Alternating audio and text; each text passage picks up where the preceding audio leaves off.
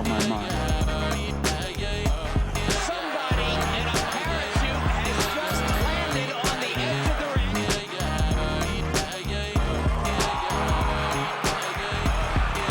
Holyfield bit by a dirty Mike Tyson.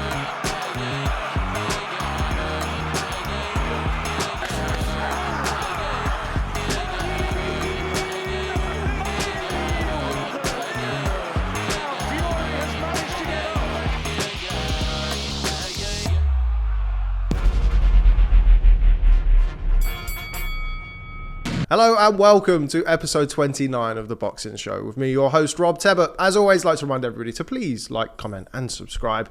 Turn your notifications on for more boxing content. Now that's out of the way, I am joined this weekend by the usual two of Mr. Andy Clarke and Mr. Barry Jones as we review this past weekend, Liam Smith versus Chris Eubank Jr. 2. Guys, going to come over to you first. Andy, how are you? Yeah, very well, thanks. Very well. Good week last week, enjoyed it, and we got something we didn't expect to see. Well, I didn't expect to see it anyway. And in that way, it was like the first fight, but also completely different.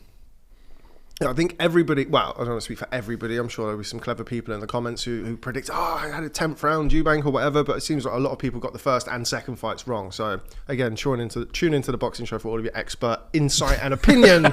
Barry, how are you? I'm good. Well, the opinions and the insights not too bad. The predictions are fucking awful. We had a good little run, to be fair. We were on a good little spell. We're getting one. It was like we get one, then we get two wrong, then we get one, then we get two wrong. Then Saturday we got two wrong on the same night, which was fantastic.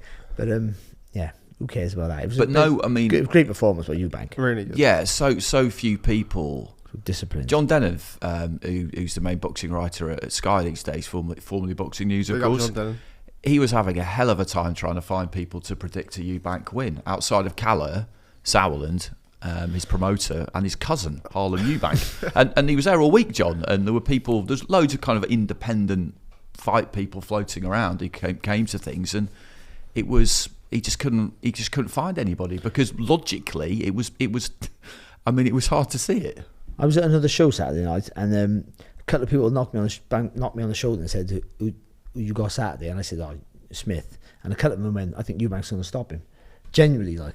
So, so not everyone thought that. And also, it was never like, we never saw, it wasn't out of the realms of possibility that Eubank could win. But you got to go with what you've seen in the past and the common sense, I think. Common sense would say that, after what we've seen and after what we thought before we seen that first fight, you had to make Smith a favourite. We always try, I think, here to use logic. And even Chris Eubank Jr. superfan, Mr. Andy Clarke, didn't predict the stoppage. And although Andy was very, as he does when he works on shows, very diplomatic, didn't give a prediction. We know inside that heart was really saying, Eubank round 10, Eubank round 10. Well, we shall see what he goes on to do next. Shall we not? We're looking for that world title. We're a couple of years late now. Yeah, you're massive. Yeah, but that's nothing to do with me. That's not my fault. He could have tried to push fault? that fight against. He could have tried to push that fight against Murata. Who's number one with the WBA. He could have beaten him. He let me down that year. Well, he's going to fight Gennady Golovkin. I had a word with him about it last week, and he was apologetic. The very idea of that. Yeah, I can just imagine that he was. Yeah, very stoic for the rest of the week. He sought me out actually. Yeah. Came over and just said, Andy, I'm really sorry. I watch the Boxing Show every week, and I'm just so you know, I just want you to know that I know. I'm sorry. Shout out Chris Eubank Jr. staying in tune for the Boxing Show every week on Monday. Happy birthday. Look at this. Oh, thanks. We literally kept him waiting out there for as long. Look at the size of the candles. It's 31 years this month since I made my pro debut. Thank you. Thank you. Yeah, so how old are you now? I'm 33. Oh man! But in boxing years, it's like dog years. I'm like 135, I think. But okay, we're gonna blow out the candles. It is my birthday today. On the Happy Boxing birthday, Show. Rob! Thanks very much. Happy birthday. You might not see another one. A Monday morning. I was just thinking that when I was thinking about slices of cake for you, mate. You keep doing those eating shows with Chris Bill and Smith. You will see you next one. Have we got? I mean, the fire alarm's not going to go off, is it? It's quite a lot of smoke there. What are we going to do? Are we going to take it? We're going to leave it. Should we leave it in front of here? We can leave it for the. I mean, that's going to be out for a couple of hours. Did you make it? Yep. I made it. Jordan Pollock made it. Did you make it or did Gabs make it? Did you make Both that? of them made it. I don't think. There's a Sainsbury tag on the bottom of it. There we go. So that's going to be our centerpiece for today. So yeah, it's very embarrassingly my birthday. So we're going to move on from that and get back to talking about the boxing. Barry. So what you get for your birthday, Rob? At the minute, 2 cake. hours in a confined space with you. To be honest, this is my birthday present at the minute. Well, my listen, birthday from where you started, right? Begging phone calls for begging people to come and work with you and do stuff with you and kissing ass of promoters. And when you were thin, you only would have dreamed to be in the position you are now. So shut your mouth. See, when I was thin, I was able to flutter the eyelashes a little bit more. Now I just to who? Fat. Let's go back. You look. How did you end up here? You can't flutter your eyelashes now. You've got a breath. Right now, the roast session is over. Bants. Yeah, Bants. We love. Don't say Bants. That's the middle class boxing show. Bants. I'm so you must eat the cake.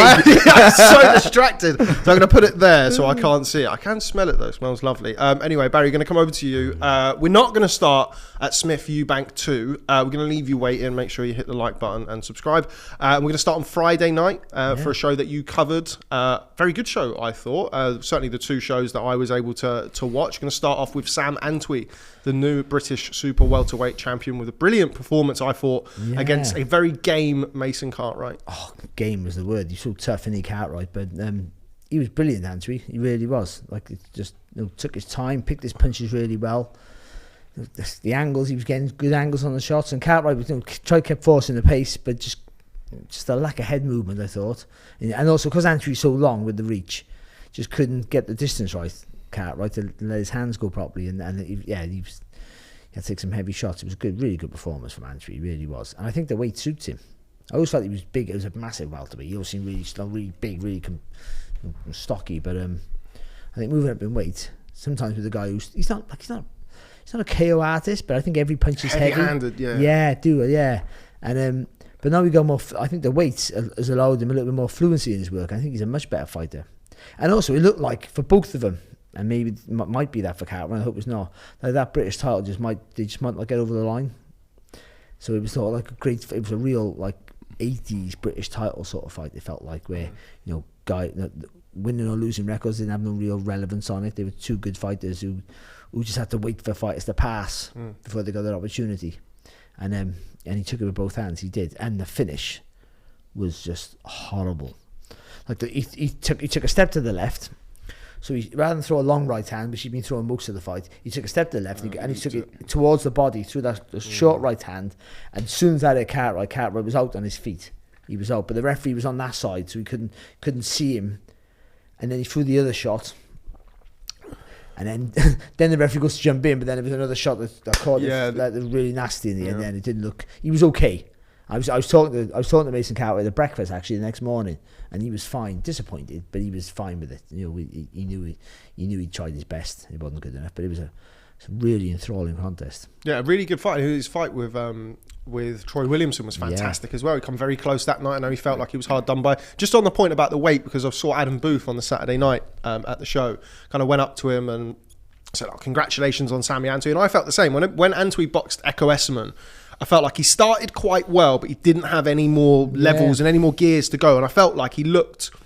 I didn't think at the time, he looks tight at the weight, but I thought he should be doing more. And then when I saw him box at 154 pounds or move up at the weekend, I thought, okay, yeah, that's that little bit of energy. And I said to Adam, I was like, congratulations. Thanks very much. And I said, yeah, it's great. Up at 154. I said, yeah, he's brilliant. I said, because I thought that down at 147, I maybe thought they maybe needed to move up. And he just sort of did his Adam Booth and he kind of looks at you and he's like, well, he can make 147. And I went, do you think? And he went, no, I know. And I went, okay. It's like one of those Adam Booth moments where you sort of, yes, I'm sorry, Adam. I'm sorry for saying that. But he says he can make 147 again. Well, maybe he can, but it might just be a different way, because sometimes making weight's not always, it's how you make the weight. Yeah. We can all make the weight, but it's how you make it. Sometimes you lack of discipline or different methods to make the weight can dictate your performance.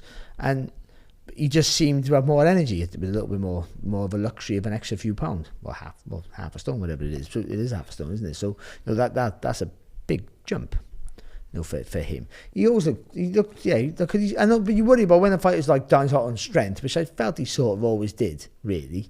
He boxed a bit more about his physical presence and strength. That when you move up in weights, that depletes. You don't become. I mean, boxers can go through weights better than punchers. I feel. Yeah. And so, but he boxed. He was fluent. He was fast on his feet. I just thought he was comfortable. Never, he dictated the pace. And Cartwright kept pushing forward, but he always seemed like he was in control. So it was and Cartwright didn't help it that he didn't move his head. To be fair, that was Cartwright keeps his hands up nice and tight and keeps his shape well, but there's no head movement. So you always got to target the hit.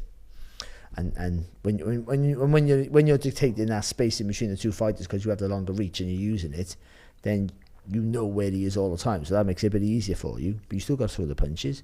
And when Cartwright did advance, he dipped the shoulders and Antwi, and he's fired little screw shots, or not little long screw shots through the middle, and he made it hard work for him. And then he started getting a bit flashy at times with his footwork. He's just showing off a little bit on a showboat, which I always thought was a worry in a fight that's physically tough.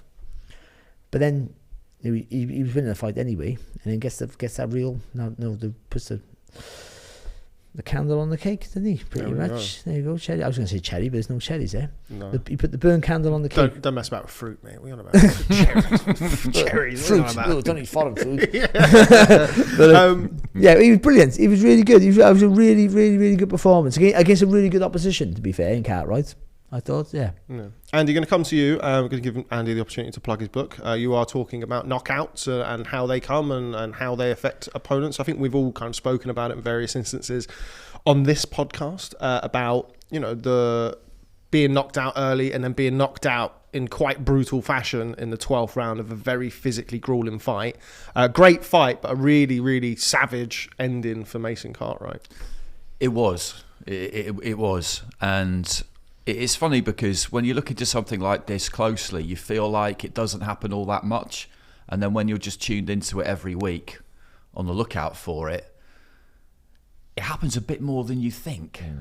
Because I think about the amount of shows I've been to this year, say, where actually there's been a knockout or a very conclusive stoppage, because that counts for me as well. And, we had AJ against Hellenius just a few weeks ago, that single punch knockout. Okay, it was past halfway, but not that much had happened, so that was that kind of one shot, lights out, all of a sudden it's over. But this was the more damaging variety, the Jamie Moore, Matt Macklin kind of knockout. That's the one I've kind of picked out for this, where resistance levels are low. And yeah, he did get hit with a really good shot, and Barry described the follow up, and it was brutal. That's the word for it. It was absolutely brutal, and particularly to get hit like that at that stage of the fight, where often when you see somebody get knocked out late, they've been hit with bigger shots actually earlier in the fight, and those are the ones that'll really do the damage. And then when they do finally go, often it just takes a clean punch. But yeah, it was Joe Parker was a prime example of that. Deontay Wilder, Tyson Fury, the third fight. Yeah, a well-executed punch where you just manage to keep your technique together often. A straight shot deep in a fight. I talked to trainers about this, and I was talking to Billy Graham about it, and he was saying that the mechanics of boxing are such that if you're well taught and you've got a certain level of athleticism, then you can throw a really good solid straight shot, expending very little energy. So if you get late into a fight, that's what you want to be looking for. Just stay loose. I remember he said to me that when he was boxing, he was always when he was fighting himself, Billy, that he was always wary of what he described as skinny fuckers with massive right hands, and that's what he was talking about, because you can just you just use that balance, that weight transfer, and all of that, and then it is down to technique. And if you can hold that together late in a fight. And people don't think Joyce has got too much technique, but that's what he did against Parker. He just pulled off a proper left hook, and down he went. And it's always a bit worrying when you see someone go down deep in a fight when they're really done and out, because as we know, that's where it's more likely that real damage can be done. Yeah, it's when you get the dehydration and the energy levels are at rock bottom. I also worry about he was fine the next morning. I got to say that. So, but when they're knocked out, what happens? I don't know about it's a very interesting topic. I'll make it boring though. But when you get knocked out, you take punches when you're knocked out. because he was knocked out. Yeah, he was completely out. Yeah. And the referee's not to blame here, man, because again, he's in the position. He thought, no, Antwi's moving around. I think he's gone with him, but like he's seen the shot land, but he didn't see that Cartwright was like this. Yeah. And then he took 2 heavy punches after that. I wonder how much damage that causes, Yeah. opposed to you being awake and taking those shots. Oh well, it's big because you're not braced for it. You're not set for it. You can't protect yourself, and that's. So is it the same you being knocked out and taking them as if you just didn't see him and taking them? Is that the same? I think so. Yeah, but slightly worse than that, because if you don't see it, but you're switched on, you've still got a certain amount of. You'll brace after the next one. Yeah, exactly. It's it is, and it's really. Don't laugh. It's an endlessly fascinating subject. But some of the stories you hear about what fighters do and don't remember, which is what I'm kind of going through at the minute. The last few months, it is really. I mean, it's wild. I was talking to one of the board doctors about this the other day, just to get the kind of neurological angle on what people remember and why they don't remember certain things, and how are you able to fight on if you can't even remember it, and how do you get situations where a fighter's head is clear but their body just won't move, and he said there aren't really that many answers to all of this stuff. It depends on the individual, but it is crazy. I was talking to Frotch about it a few weeks ago, and I said I read somewhere that you got hit hard against by Pascal in your world title fight, and you don't remember anything about the rest of the fight until you're back in the changing rooms. And he said, yeah. And I said, so what, like Anne and you? No, nothing. I don't remember that at all. I mean, that is just, it's crazy. Yeah, I had a similar conversation with Amir Khan during the pandemic. I need to track Amir down, actually. Yeah, he was out at the weekend, wasn't he?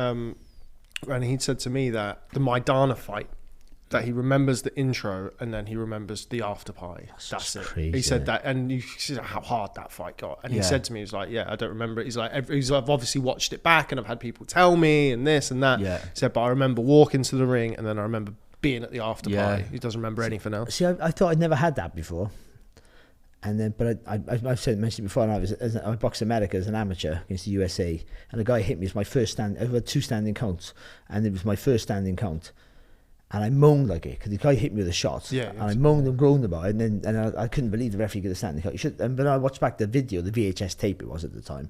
I'm so old. He almost snapped my neck.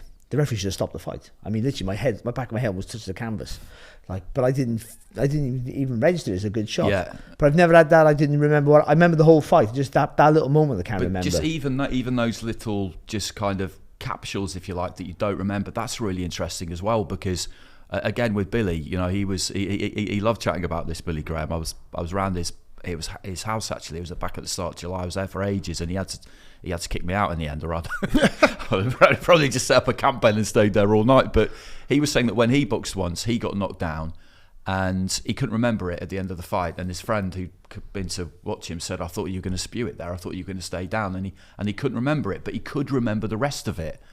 And he said the funny thing about it was that he actually got up, and he doesn't remember getting up, but he boxed really kind of well off the back of it. And the reason being that it didn't affect his confidence because he didn't know it had happened. Now that, get your head around that. It's I was talking to Bellew about it the other week as well about Usyk. It's kind of a ticklish subject to talking to people about getting knocked out, and if you know them, it's easier. And I had all sorts of questions for him about Usyk, and I thought he might not be mega keen, but he was totally fine. And I said to him, what was the feeling when you walked out for that round? Because it just looked to me like you'd almost accepted your fate. And I'm not a fighter, so I get I get my ideas about what you might be thinking and might not. And all of a sudden you're making everything into a film. And he said, I can't remember. I don't know. I remember walking out for the 7th round, and then I remember being in the changing room, and my wife was crying, and that's it. And I said, right, so the interviews in the ring, and you don't, so I had questions about that. And he said, I can't remember any of that. Everyone wants to say, like, that the wrong before you stop, for instance. You're up against it, and you think, and you're in the corner, and you're just thinking, I'm just going to go for this next round. You don't think that way. You don't. I mean, some people maybe, but most people say these things on the floor and all these things they see and they say, and I can't believe a lot of it. I think you're just immersed in what's happening. You know, so like Yeah. you're just trying to get up, you're trying to survive, you're just trying to somehow win, but you almost don't. You can't overthink stuff. Your brain can't go there because you're in crisis mode. Yeah. If you're hurt or whatever it is, or you're panicking because I can't see a way through. You can't really sort of like compute. So a lot of it is almost on autopilot. Yeah, no, exactly that. And I know we want to move on, but just one other thing about it is that it's quite possible, from talking to Neil Scott, who's the board medical officer, one of the board medical officers, it's quite possible that after the event, and this is just something that happens with the human memory in times of trauma, you can insert memories that aren't actually real, in that isn't what you were thinking at the time because you weren't actually thinking anything. But after the event, when you saw what happened, you then think that that's what you were thinking. So I was talking to Anthony Croller about his stoppage against Lomachenko, and he got hit and he face planted on the canvas basically. And as he remembers it, his head was clear enough and he knew what was going on. And he describes it really, really well, and he laughs about it. He was great to get on it. And he said, "What am I doing down here? Why won't my body move?" He said, I know my arse is sticking up in the air and I'm trying to move and I can't move. Why can't I move?" And We've all been there. Yeah, and then he got back to the dressing room. Don't want to hear about your weekend, Mary. And then he gets back to the dressing room and he's saying, "Oh, didn't you know?" He's like, "It wasn't that bad a stoppage." And he looks around the room and everybody's kind of staring at their feet, thinking, who's gonna tell him? But anyway, what Neil was saying about that was, he said,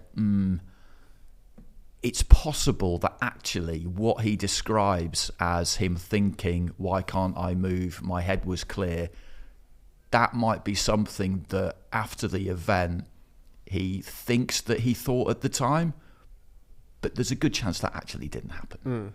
It's just, I could talk about it all day. It's just it's so interesting. I don't know how they do it. Yeah. I don't know. I just don't know how they do it. The brain isn't working, but the body is. It's muscle memory and instinct and all that kind of thing, but it's absolutely mind-blowing. There's that clip, isn't there, of Mike Tyson talking about Anthony Joshua, and goes, "His brain is okay, his body fucked up." Like, that's literally it. Like, that's it. That's it. It's incredible. Right, we're going to have to move on, but make sure you look out for Andy Clarke's book, because I'm getting 10% of all proceeds. So, well, the good thing about talking about it is it means that I really, really do have to do it now. Got to do it now. The pressure's on. I'm starting writing tomorrow, actually. Do you haven't written it yet? Oh, God. I've got the rest of the year to write it. So I got a book out. I'm starting the year. I've got the rest of the year to write it. I don't know what's about, yeah. I've got pretty much everything I need, but it's not bad. It makes it real. I actually really do have to do it now. I'm going to look like an absolute tit. just be like, "What, Andy? Why did you come around to me and ask me about me getting knocked out if you weren't even writing a book? What is wrong with you?" I sat down with you for an hour and I bought the coffees. Yeah, it's just a very morbid coffee experience. Andy, no mates. Right, anyway, we're going to move on because we do have a few things to crack on with and get through before we talk about the main event, and the final one being on Friday night. Lyndon Arthur kind of had to pull one out of the fire against Brian Suarez. Bit of a say an up and down performance. It quite literally was at the end of the fourth round, up and down for Lyndon Arthur. Obviously, he got dropped with a heavy right hand, but managed to get there in the end. Barry, I find him really frustrating because he. Seems like we say that a lot about Lyndon. Yeah, Arthur, I think it was almost a typical Lyndon Arthur performance. He doesn't always get knocked down, but I mean, he won the first 3 rounds with so much ease. I think if he doesn't learn from this fight, I don't think he ever will. And maybe he won't.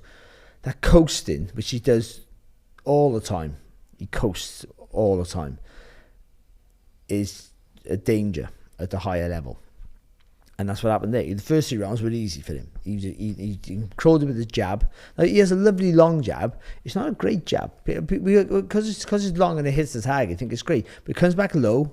He touches with it. You don't put enough weight behind it. So it's not this great jab that we talk about. It can be a great jab. And he has the ability to have one of the best jabs in his division, domestically, or around his level.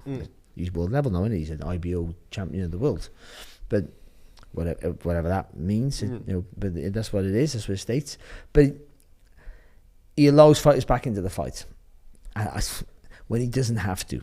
I find it very difficult. He can fight up close quite well, so he wants to encourage that. He likes to put himself on the ropes, which gives them an opportunity to fire back. It gives them opportunity. It gives them confidence. It gives them a way in. You know, that jab of his can be a demoralising weapon that just slowly takes your soul, and then he starts bashing you with right hands, and then he can start doing the work. But he touches with it. This new fucking word, touching, drives me mad. But he does all that with it, and hits you, makes you miss, and leans back, and then but he takes away his own space too often for my liking. And he let that guy into the fight. And Suarez, once Suarez had the bit between his teeth, he went about 4 rounds on a spin. Yeah. And it was a real problem for Arthur. 4 and 5 were real torrid rounds. The end of the 4th and then the whole of the 5th, and particularly the end of the 5th for Lindenhoff was real torrid. But then just getting caught. Why do you want to close the distance against a guy who could punch on paper and clearly could punch? Why would you want to take a risk against a guy this could have been an easy night for you? And also, you could have sold yourself. See, I don't know if he's trying to sell yourself by closing the distance, getting involved with throwing uppercuts and hooks. I don't think he does. I think Linda's one of these guys, and you've got to admire that. This is the way I fight. This is how I'm going to do it. And what you say is irrelevant. This is what I do. Yeah. But he found the finish. Ultimately, all that matters in the end is you get the result you want. Now, my old trainer used to say to me, better to win ugly than to lose pretty. And I thought that was a dig at how I looked. But he had the point. You know what I mean? We all want to look supersonic, but winning is everything. And he got the win. It didn't look like much of a body shot, but I think Suarez clearly struggled for weight. He never made the weight. And I heard at the weigh-in he looked like a dead man walking. Bad terms to use. And also had never been deep in a fight like that before. Yeah, but in a fight like that, when you're all the tables are turned towards you. Yeah, you're pushing the action. Yeah, you'll find the dip. Yeah. I did feel like he slowed down in 7. I think was it 7 or 8? I think he slowed down all the night. I can't remember. The round before, yeah. but it was a good night of action on Channel 5. Yeah, it was. Yeah, it was Channel good. 5. There it is. Channel 5. Yeah, it was. Andy, we're going to come over to you. On the back, no, you're done. On the back of Lindenhoff's performance, I mean, light heavyweight, we've got Dan Aziz versus Joshua Boazzi, Anthony Yard's name still floating around there. But it didn't seem to me, at least, to be the type of performance from Lindenhoff that will strike fear in the other light heavyweights domestically and slightly above, which I think, as Barry said there, I think is probably Lindenhoff's level. But with that being said, who would you like to see in box next? It's a good question, that, because it does appear like those other names that you mentioned have kind of separated themselves from him. Obviously, he beat Yard in the first fight, and then the second fight was comprehensively the other way, and that seemed to just provide that line of demarcation, really, that he's not quite where they are, and Aziz has come up on the rail and put himself into that bracket. You do feel like there's more to come from him. And that's a compliment, I think, in a lot of ways, because he's got that kind of loose, languid style, and as Barry described there, this propensity to just kind of switch off a little bit and box on that autopilot we were almost just talking about there, that fighters go into sometimes. So he can be a little bit frustrating.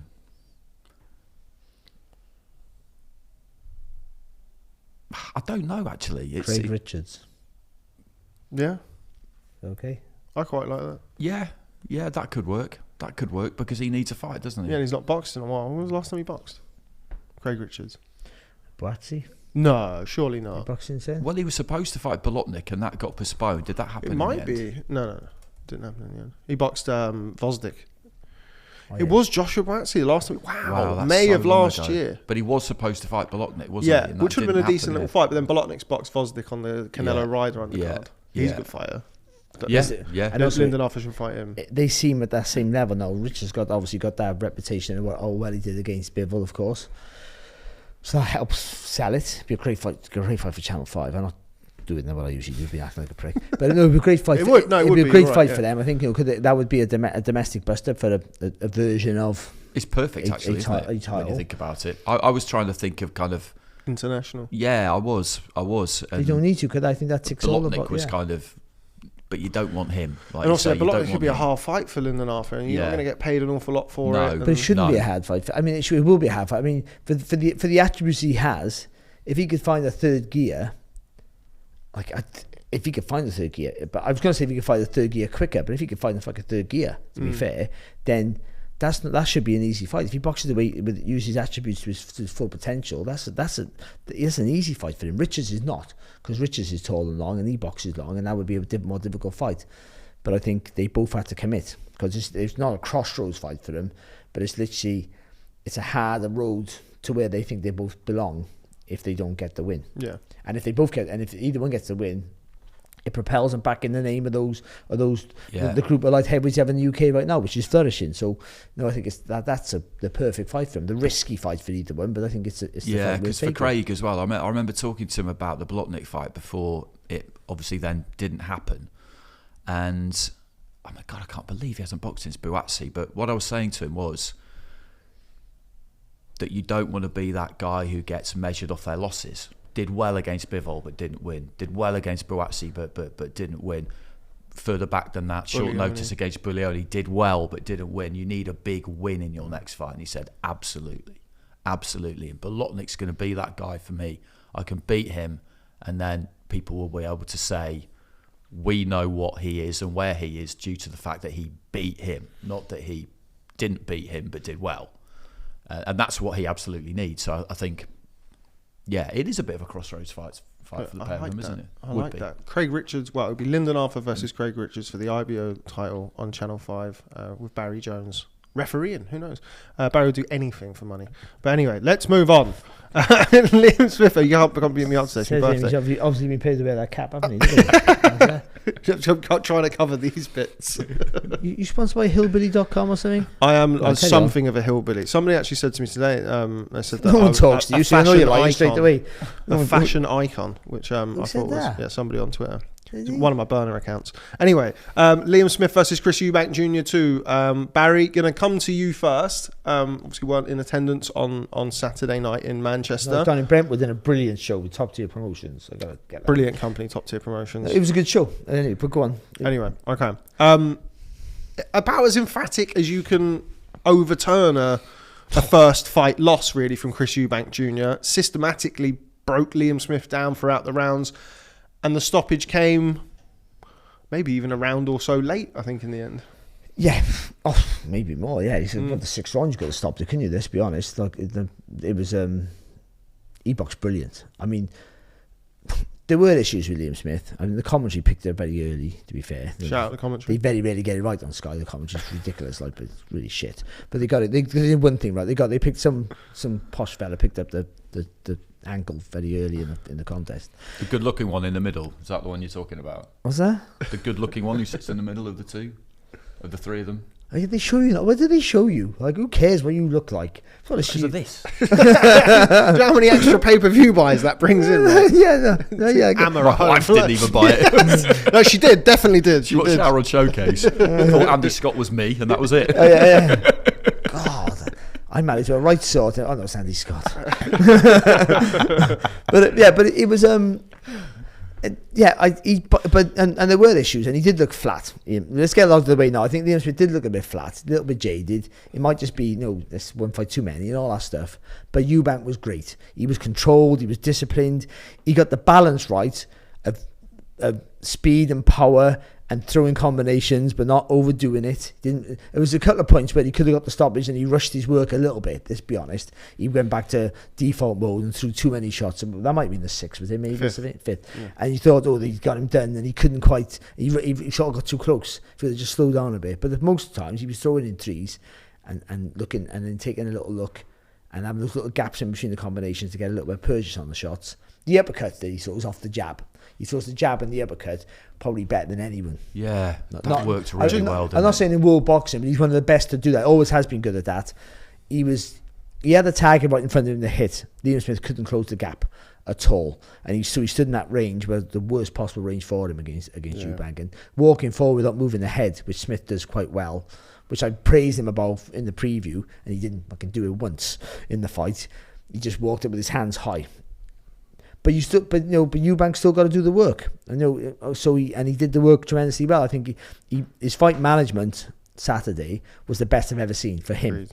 And so on that's his best ever performance, and he needed it because his back was against the wall. Where does he go? I said he could come back and fight again, but he'd have to go on Love Island and build up his name again, or Celebrity Jungle, Yeah. something like that, because he's a big name, Eubank. But I mean, his marketability as a fighter would have gone down. Exactly. Now it's bigger than ever. No, please. What I was saying during the week was that his career, as he knows it, would be over. Yeah, absolutely. There'd be fights for him, but just not. And now what it's he's used to. better. 100%. Barry, I just want to jump in on something that you said there, kind of the Eubank flurry in the 5th round. I mean, we all sat here in the preview and we spoke about kind of the old Eubank. It kind of feels like we talk about the old Eubank, like we talk about the old AJ and whatever. And what you've said about kind of, fight management, I completely agree. I think is the best part of it. But it was nice to see him go through the gears in that 5th round. Okay, it probably could have been a little bit more reserved and controlled and picked his shots a bit better. But knowing that that's still in him, we haven't seen a flurry like that from Eubank for a long, long time. See, Bo Mac mentioned something about Brian McIntyre, his trainer. He mentioned something about, I didn't teach him how to box. He knows how to box. It's just had to, just keep his shape. He didn't keep his shape. He don't talk like me. But what does he know? I need him to pivot around the target like Joe Calzaghe, man. I was going to say about Joe Calzaghe now. I mention him every interview. I got like a joke to myself with myself now that I have to mention him. Like I should mention him here generally by mistake because I love him, don't I? But I mean, I got to a point where I think I can just mention him every time I do a YouTube. He's like, you're like a PBC fighter thanking Al Heyman. Like I did 3 things on Friday night for different YouTube channels, and I mentioned him in every one. I mentioned Enzo. I mentioned the name Calzaghe. It was like Enzo at the Calzaghe gym, and about success. And then I mentioned Joe himself. So I was like, yes, and I will continue to do so, which I have already today.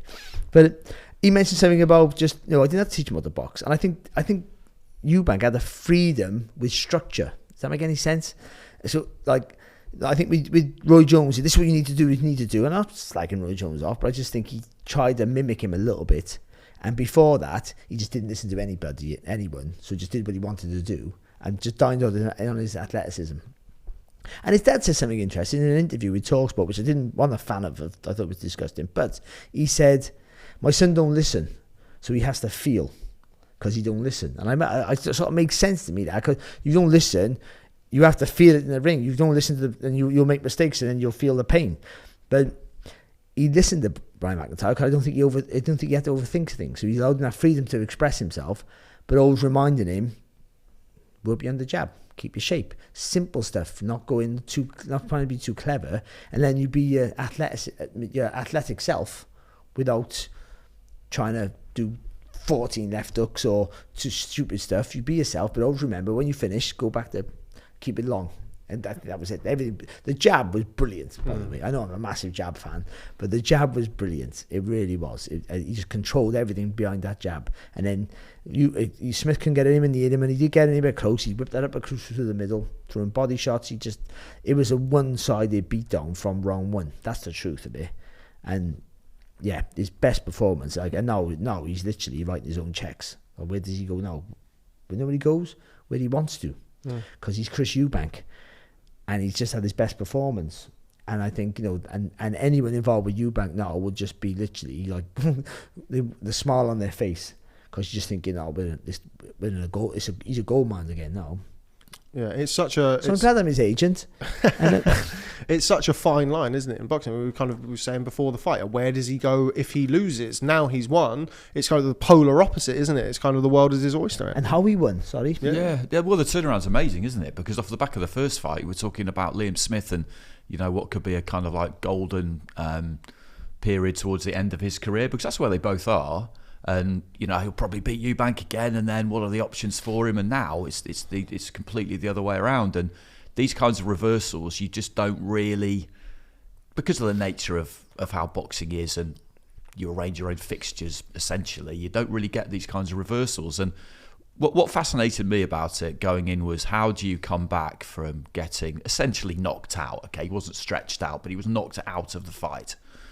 How do you come back from that when you've always said and insisted that couldn't happen to you, and in the build-up you've gone on endlessly about the other guy getting stopped, and it's late in your career? How do you do that? Because you have to realise that, okay, well that can happen, and he obviously accepted that it can happen.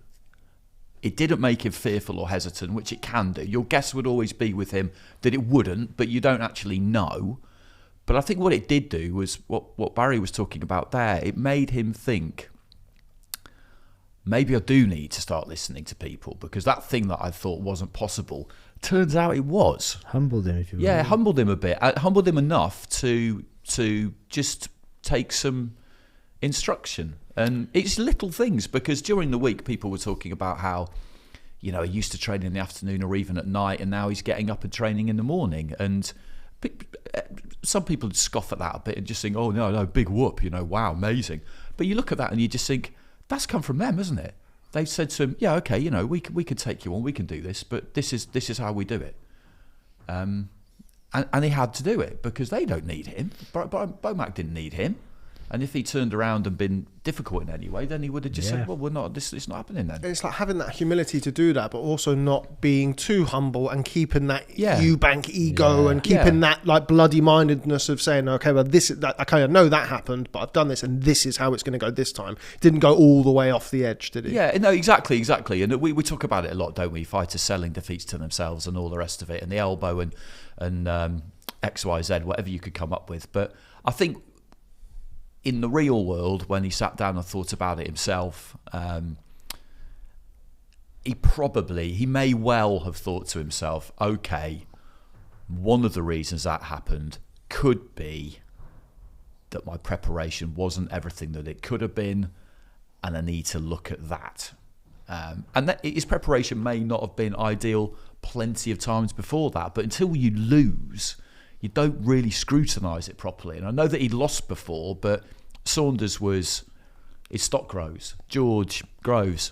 I'd say his stock probably rose off the back of that, because George had to box really, really well that night. That was kind of, we were saying during the week that was probably a kind of peak Eubank up until that point, and George had to put in a really good display to keep him under control. And what we were just wondering was the Eubank of old, did that guy exist anymore? Because we hadn't seen him for a really long time. We hadn't seen him since he dropped back from super middleweight down to middleweight. Agreed. And that's, that was the question. Yeah, was he shot, basically, for want of a better word? Once that iron chin, usually, not always, it's exceptions to the rule. Once that chin gets not exposed, cracked. Once it gets cracked, thank you. Once it gets cracked, it's like an undefeated football team losing a game.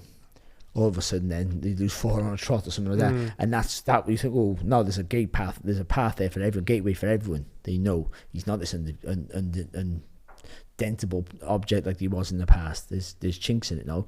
You can't down out in your chin forever.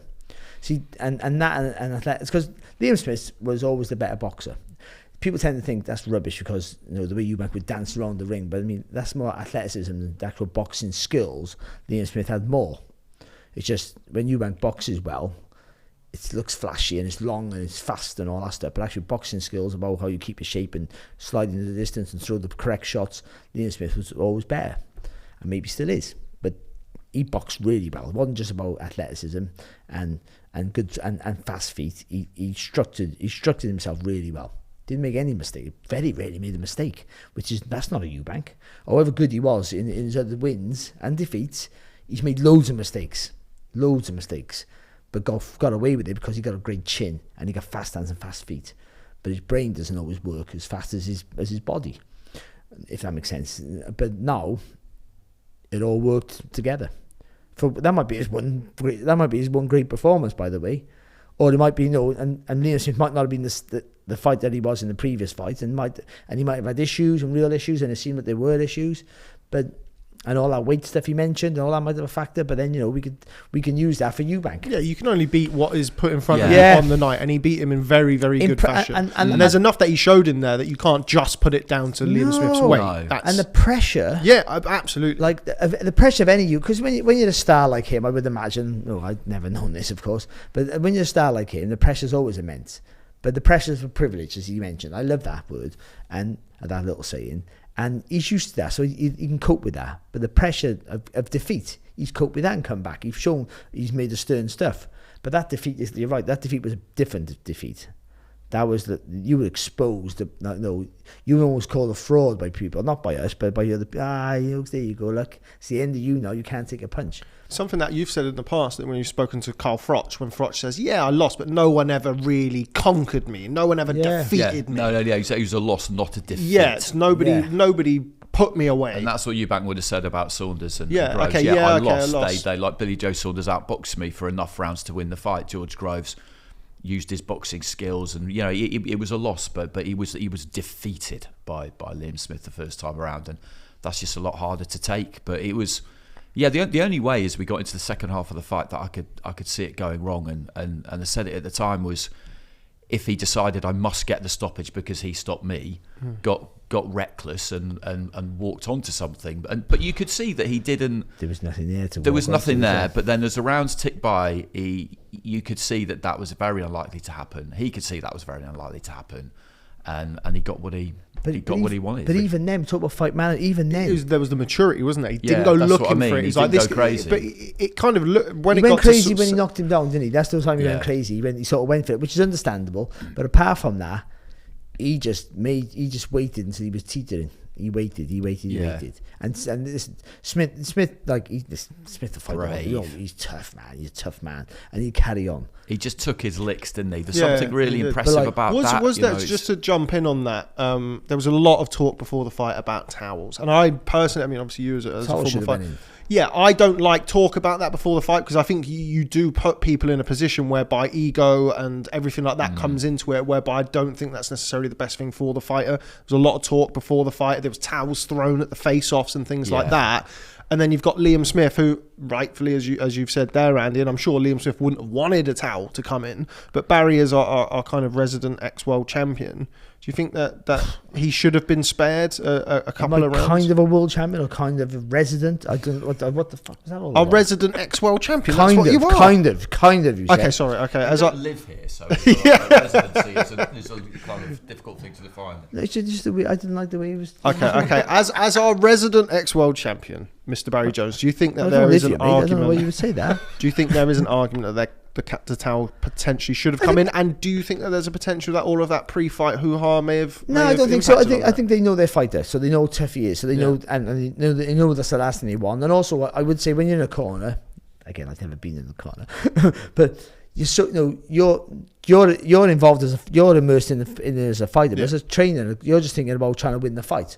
So it's easy for you to, when you're emotionally involved, which you must be, or you take yourself away and go. You see it from it. No, when you have no dog in the race, you're just going to watch it and you're going to go, that's enough now. You pull him out. Yeah. But you're in it. You're watching, so you're trying to think, you're going to win. They're just thinking, we're going to win in the next round. If he does this, he does that, and they're trying to look at the mistakes that Eubanks are making, and they're trying to what he can do better. And they're trying to compute it that way while looking what he's doing right and wrong as well at the same time, and what he can do in the next round.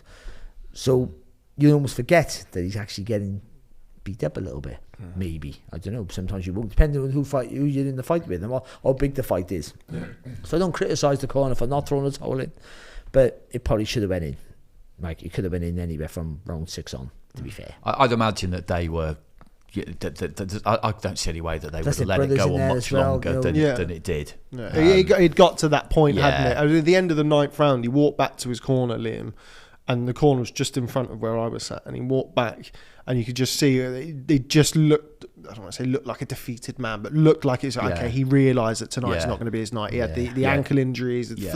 Again, not making any excuses for him or on his behalf. Chris Eubank Jr. boxed very, very well, but he wasn't steady on his feet. We kind of heard afterwards about the weight, and he just looked at the end of that 9th round like, okay, he'd rather be this ain't going to happen. It was particularly tonight. that one, I think. Yeah, I think we went into the corner at the end of that round, or it might have been the one before, but it was around then, and they're trying to talk to him, and he's just kind of staring blankly into the middle of the ring. It reminded me of that amazing photo of Barry McGuigan in the corner against Steve Cruz, where he's just staring out, and I think I said it was like 1,000. I was gutted. I was 1,000-yard stare. You know, he knew at that point, and Paul would have known. Joe McNally would have known. Declan O'Rourke, they knew as well. But at the same time, you know, a fighter has their pride, and it's not always all about that. But I absolutely think that the end would have been called by them very shortly after that, if the referee the referee hadn't done it. It was a really, really hard night for him, and I do admire the way that, and Eubank said it in the press conference afterwards, I admire the way that he never looked for a way out, and he just stuck in there, he hung in there. And when you lose, obviously you get asked why you've lost, and people will suggest, was it this, was it that, and you get asked questions, so you have to provide answers. So it's not like he didn't try and make any excuses. He's just answered questions put to him about what were the reasons why this happened. What went wrong tonight? Yeah, what was the difference between you being stopped by him and you stopping him 6 months ago? I mean, they're natural questions to ask somebody, and he has to give an answer. Exactly. Mary? Yeah, they do, and we all got excuses for our losses. Like, I got loads of excuses about I lost. Genuine excuses that happened before the fight. That they weren't ideal. I wouldn't fight in 2 years. I hadn't boxed for 6 months. The kid never made the weight. My for defeat. You know what I mean? I didn't spar because of all the brain scab problems I had at the time. Loads of things. Like, that's no preparation for the biggest fight of your career, biggest fight of your life. But I knew in my heart I got beat. So I just said I tried my best. It wasn't good enough. That's all I said. There wasn't social media now, so I wasn't interviewed by millions of people, and also no one gave a shit. But it was like a quick interview on Sky, and you were done. But that's what it used to be like. So it's maybe I would have probably gone more in depth.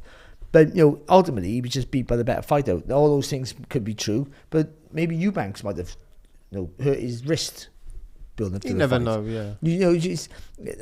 I think he knows he was beat. He says all that. He said no excuse, but this is what's happened. He did say that, to be fair. Not make excuses, but these things happened. I don't think as I'm hoping, and I don't think he will as the week go by, days go by, that he makes a bigger deal about the problems he had. And if he was massively overweight, that's down to you. And all the making weight, all those things are part of the requirements of professionals. So if it was hard to make weight because you had an injury, I understand that, but that's just life. And people say you shouldn't have took the fight, but how can you turn down that money?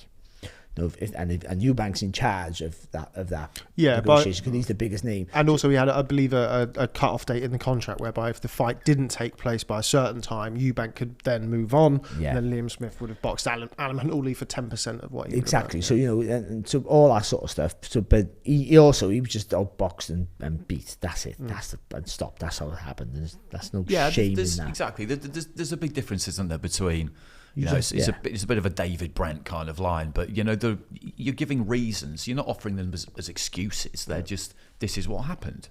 And boxing is complicated, and behind the scenes, lots of things do go on that a lot of people won't necessarily be aware of. Where you end up taking a fight in a circumstance which isn't ideal, and it can often be the same for both people, but. You just have to. That's it. That's the business, isn't it? I've never known anyone to have a perfect camp. Maybe there has been a boxer. I hear it all the time before the fight. I heard a trainer say the other day on it was All Access or something like that. If you've had a perfect camp and you arrive 100% fit, you probably haven't trained hard enough. Yeah. Or you're just the biggest liar on the planet. Yeah. You're not telling the truth, or you haven't trained hard enough. How's the camp gone? It's perfect, liar.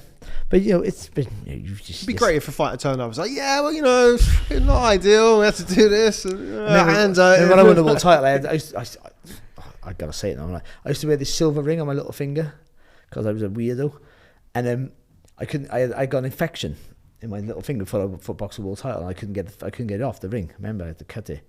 I wonder where that ring is actually. Anyway, but I couldn't. But again, like that, and I was worried about that before all that going into the fight.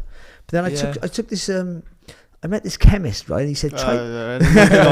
Moving on. No, but anyway, So things happen. You just get over it. I always had sympathy. I've had shin splints like for 3 fights. I always had sympathy for Hay. I always had sympathy for Hay with the little toe issue after Klitschko. He got absolutely ridiculed for that, and it did look a bit absurd, taking the boots off and brandishing your foot on the table. But it's the biggest fight of your life. You've lost. People are thinking you might have, people are probably thinking, oh, well, you underperformed. Arguable, given who he was in there with and the size difference. I don't think he could have done much more, really. But you're asked anyway, so what happened? Explain yourself. You don't get your toe out, do you? No, I know, but it'd be so tempting to do it. But at the moment, when you've got full of adrenaline, and there's been I had an STD once for the fight. I didn't get my knob out. You got it. There's been a problem. That never happened. I just got to say it. I just think it's very, very difficult not to To really just hold the line and just be able to hold up your hands and just say it's a fair cop, the better man won. That's really tough. Because everyone's going, oh yeah, no, it's fair, a better man won. I go, well, why didn't you move? Well, we saw you on the replays roll your ankles. Yeah. Nah, it was both fine. of them. Like, yeah, exactly. Actually. He did Yeah. it. It was very strange. I He's tell done you it in what, the it past though. was So he's strange. had it in the past with sorry, but he had it in the past with Jaime Munguia. In the Jaime Munguia fight, it happened quite a few times as well. I don't know if it's because he plays football I was or going to say, it is football. yeah, It's gotta be because he football. does it. He sometimes he'll stretch them out before fights Yeah. in the corner and Because stuff I've been like playing that. football since I was like 40. I'm shit, but I train for and play with all these people. Anyway, I run around, but I wear ankle straps now because of that. I mean, proper ones where you lace up. I've never known it's a very common football and injury in football, isn't it? And it is one of those ones where once it happens once, it is more likely to happen again because that tension in the tendons just slightly. I did it a lot when I was a kid, and it makes it more likely to happen again. And then shortcut boots and all of that. But it was kind of. Do you roll your ankles playing polo? No, the horse. Well, you you got can. the horse for that. What about? Croquet. It depends on the stirrups. Barry. Don't grab me ads, okay? All Depends right. on the stirrups. we could go down the Hurlingham Club at some point. Have the odd chucker. Even on the topic of the ankles, Liam said afterwards, like I've done it before in fights, the Munguia fight and Yeah, other fights, and he he said did, like, and I've been fine, so I'm not making any excuses. But he kind of like gave reasons and then tried to minimise them, and I think because of the build up with all of the talk, was just like an interesting thing, wasn't it? I remember. I think it was in the second round, and it was right in front of me, and his right foot just gave a little bit for no reason, and I just thought, that's why I mentioned it, and I thought that's quite interesting. Because, And then you mentioned it when you mentioned it in the corner as well, didn't you? You mentioned it a couple of times. Yeah, just definitely like flexing his foot, and it just.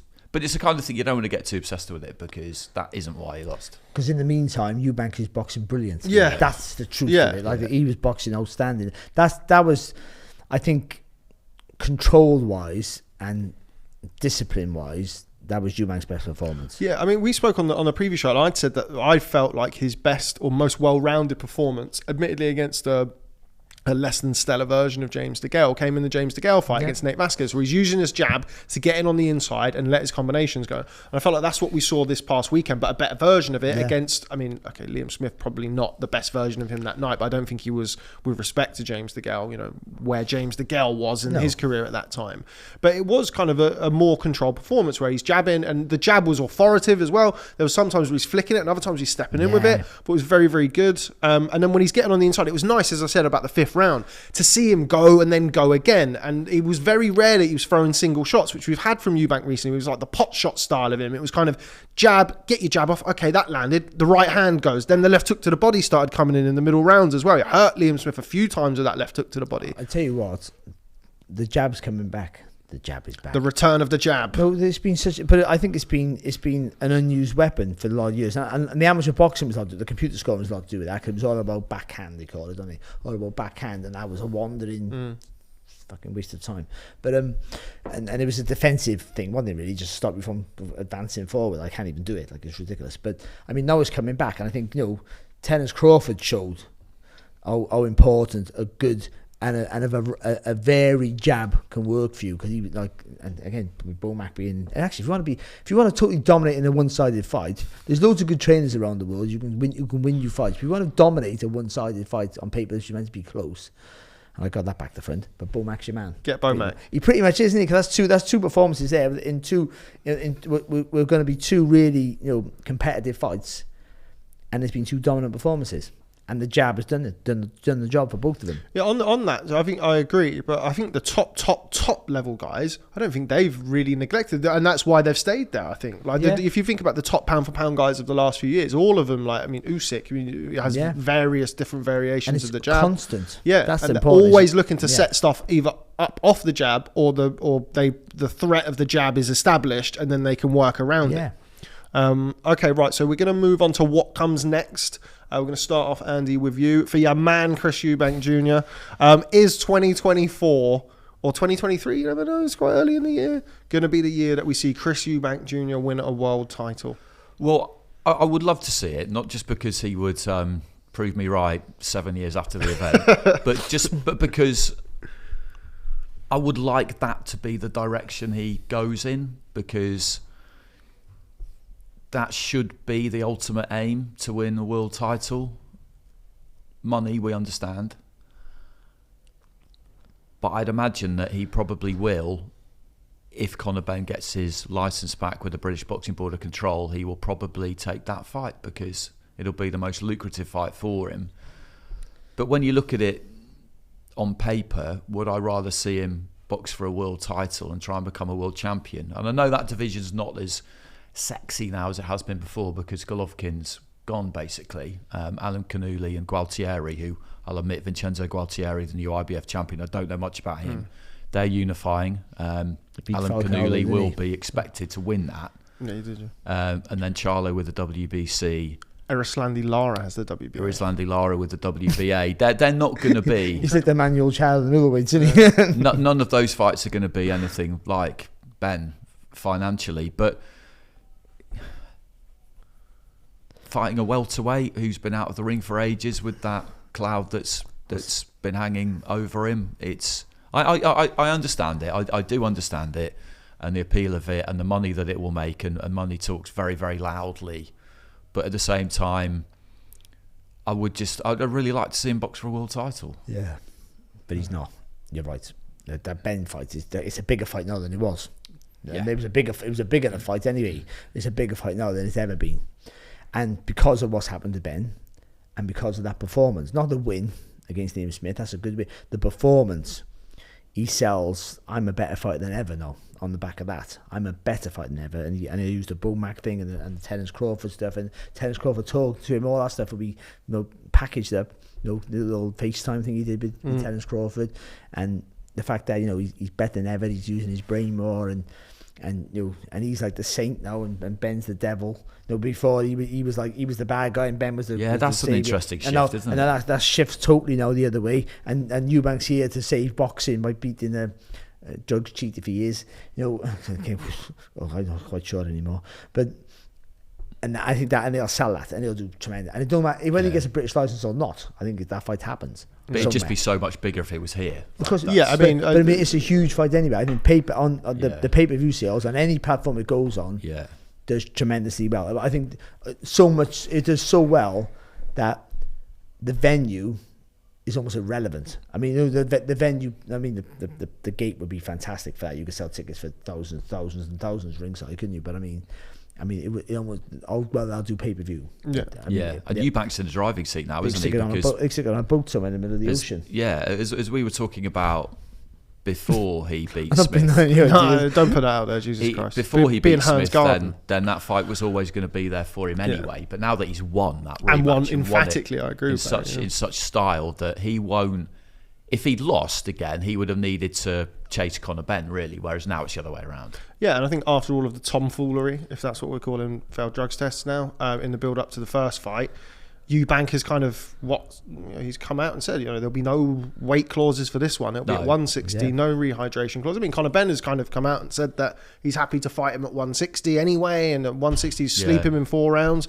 Well, Ben desperate for the fight now, isn't he? Well, I mean, he hasn't boxed in however long. I'm sure that. I've just got. Do you know what's happening? There's an appeal. Got any idea? So waiting for the appeal. I don't foresee. It's just my opinion. I don't foresee him being able to box, Conor Benn being able to box in the UK, while the British Boxing Board of Control and UCAD have both got an open appeal. I don't see that being able to happen. But if he can box somewhere, but I get whether he's the right or wrong angle, just the bare fact, if he can box somewhere, he's gonna fight, isn't he? He's gonna have to fight because like this. By all accounts, he's got on the shelf. He's got a license in America. But does that fight, I mean, I get what you're saying, but to do that fight, to make it make sense for the UK, what time's that going to have to happen in the States? It doesn't be America, they'd be in Malta. I get it. But then we get back into the territory of what we had when, I don't know, a few months back when it was being discussed about license holders, promoters, what managers, the implications for them. What the implications are for them. But with the appeal, obviously I was aware of the appeal from UCAD and the Board of Control.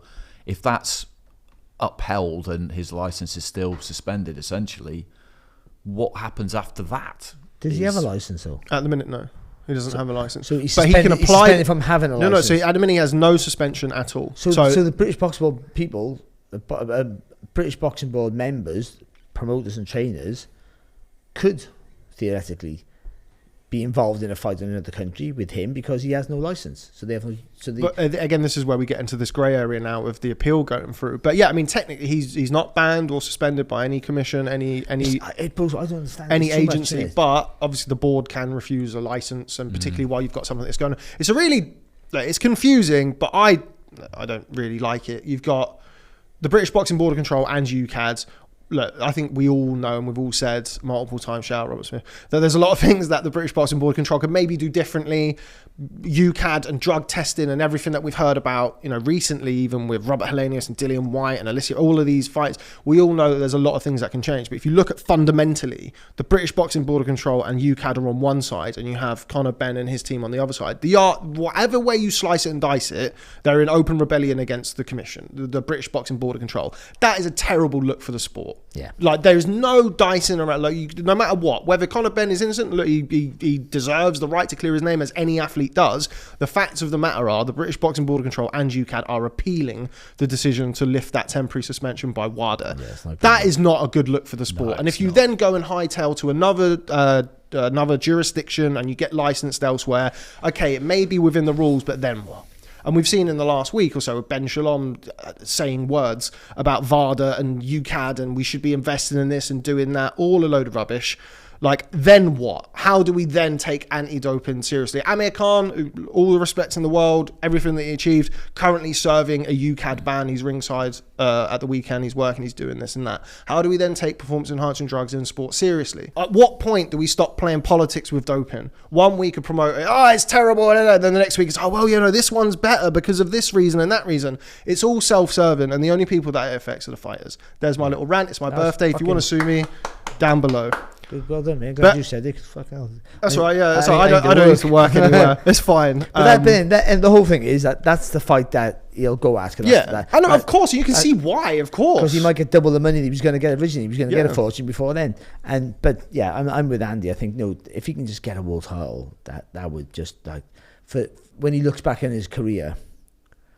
You just go, you made the money, you were famous and all that stuff, and that's what floats your boat. Not everyone wants to be famous, by the way. See, everyone wants to earn money, but I mean, he wanted all that and he got it. He had it from day one, but the money was very quickly there. But he's earned mega money now, hasn't he? But now to get that last one for your peace of mind for the rest of your life, you're always called a world champion, and it's a lovely thing, by the way. Whether we deserve it or not, once you get that, I haven't got a pot to piss in me, by the way. Only got 3 houses. I was like, and a Rolls Royce, and I haven't. I got a big dent in my Audi. But I mean, no, but it's to be called a world champion for the rest of your life is when you look back now, my belt's in my loft. I wouldn't sell that. I'd only sell that if my kids were ill. Or I was going to lose my house, and for them, not for me. I'd lose my house if I never had any kids before I give it rid of that. That's irreplaceable. In my mind, the one that I won, I got 2 actually, but the one that I actually won, they give to me, that's irreplaceable. I achieved something in my life that I never thought that my dreams I only dreamed of, and that's for every young kid, every boxer. So to have that forever can never be taken away from you.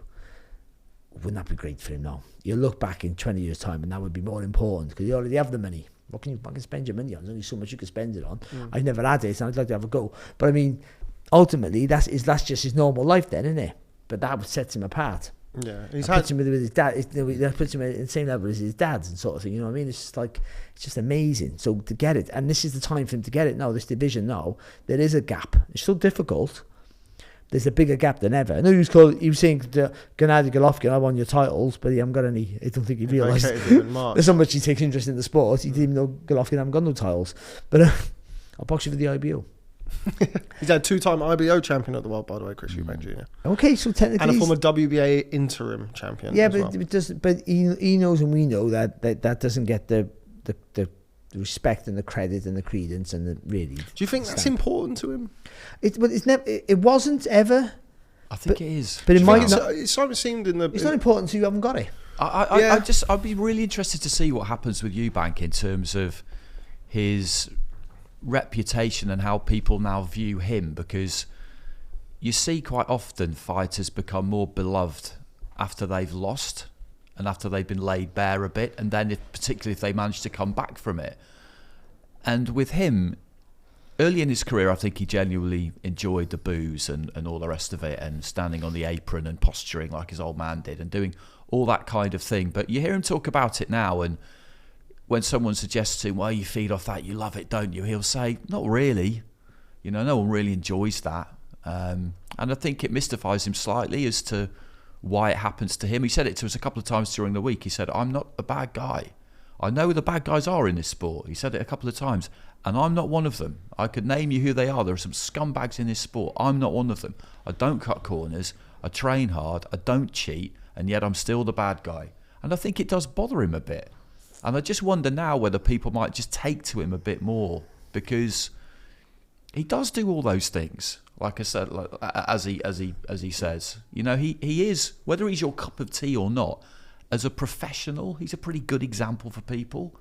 He doesn't get out of condition. He doesn't blow up in weight. You don't see him falling out of clubs. Doesn't shout and swear. He does enjoy the spotlight and the fame, but you don't ever see him in the papers outside of when he's fighting. I think the problem he has is in a working class sport, which boxing clearly is. Yeah. He walks around. He's right. Actually, when you actually look at him, he does nothing wrong at all. He doesn't over brag about stuff. He answers questions with confidence about himself, but he has that air of arrogance. He has it about him. Yeah, like of course. His dad did. That just drive people back. So in a working class sport, that demeanour, that thing about you is gonna make people just not. He's got this amazing ability to patronise people, belittle them without even seeming to try. Look at Eubank and Nigel Benn. So his dad and Nigel Benn. Like Nigel Benn was just angry, like, rip your throat out all the time. I guess walking around, his neck was like that. That's what it seemed like. He was out partying all the time, DJing, doing all sorts of stuff. No, that's not a great look for him at sport. And why would you want something? But like most people wanted him to beat Eubank. Because Eubank was always polite to people, but he'd walk around and he'd look down at people. Yeah. It looked like he was looking down at people, and his son has the same sort of demeanour. It looks like he's looking down at you all the time, and he might not be, but it's that impression. And they sell that. To be fair, you can't sell. You can't. Maybe he didn't do that, but or purposely or by accident, sell an image of yourself to make money, and then say, "But I'm not that really."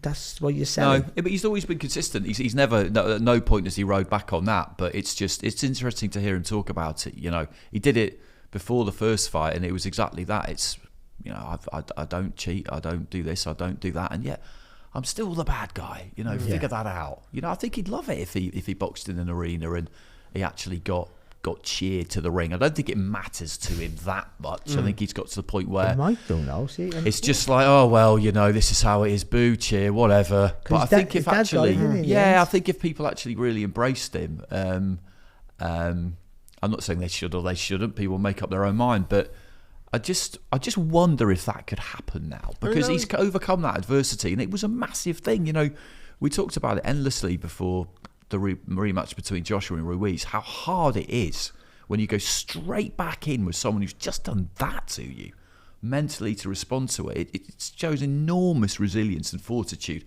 and that this rock solid confidence and this persona you've always exhibited, that is not a front. You know, it's real, and he's proved it. But his biggest strength was taken away from him. His chin. All his athleticism was a big plus for him, but his biggest strength was his ability to absorb everything. Yeah, I mean, could he become the people's champ now? It would seem totally unthinkable. Now he'd be cut if the Ben fight does happen. I do fully expect them to try and make that fight, whether it's in the UK or on the moon, wherever. Like he would naturally fit into that role. Conor Benn has assumed the pantomime villain role, and he would naturally fit into that. I wonder if it's just the stage of his career, the stage of his life. He's obviously had a lot of heartache in his personal life with the tragic death of Sebastian.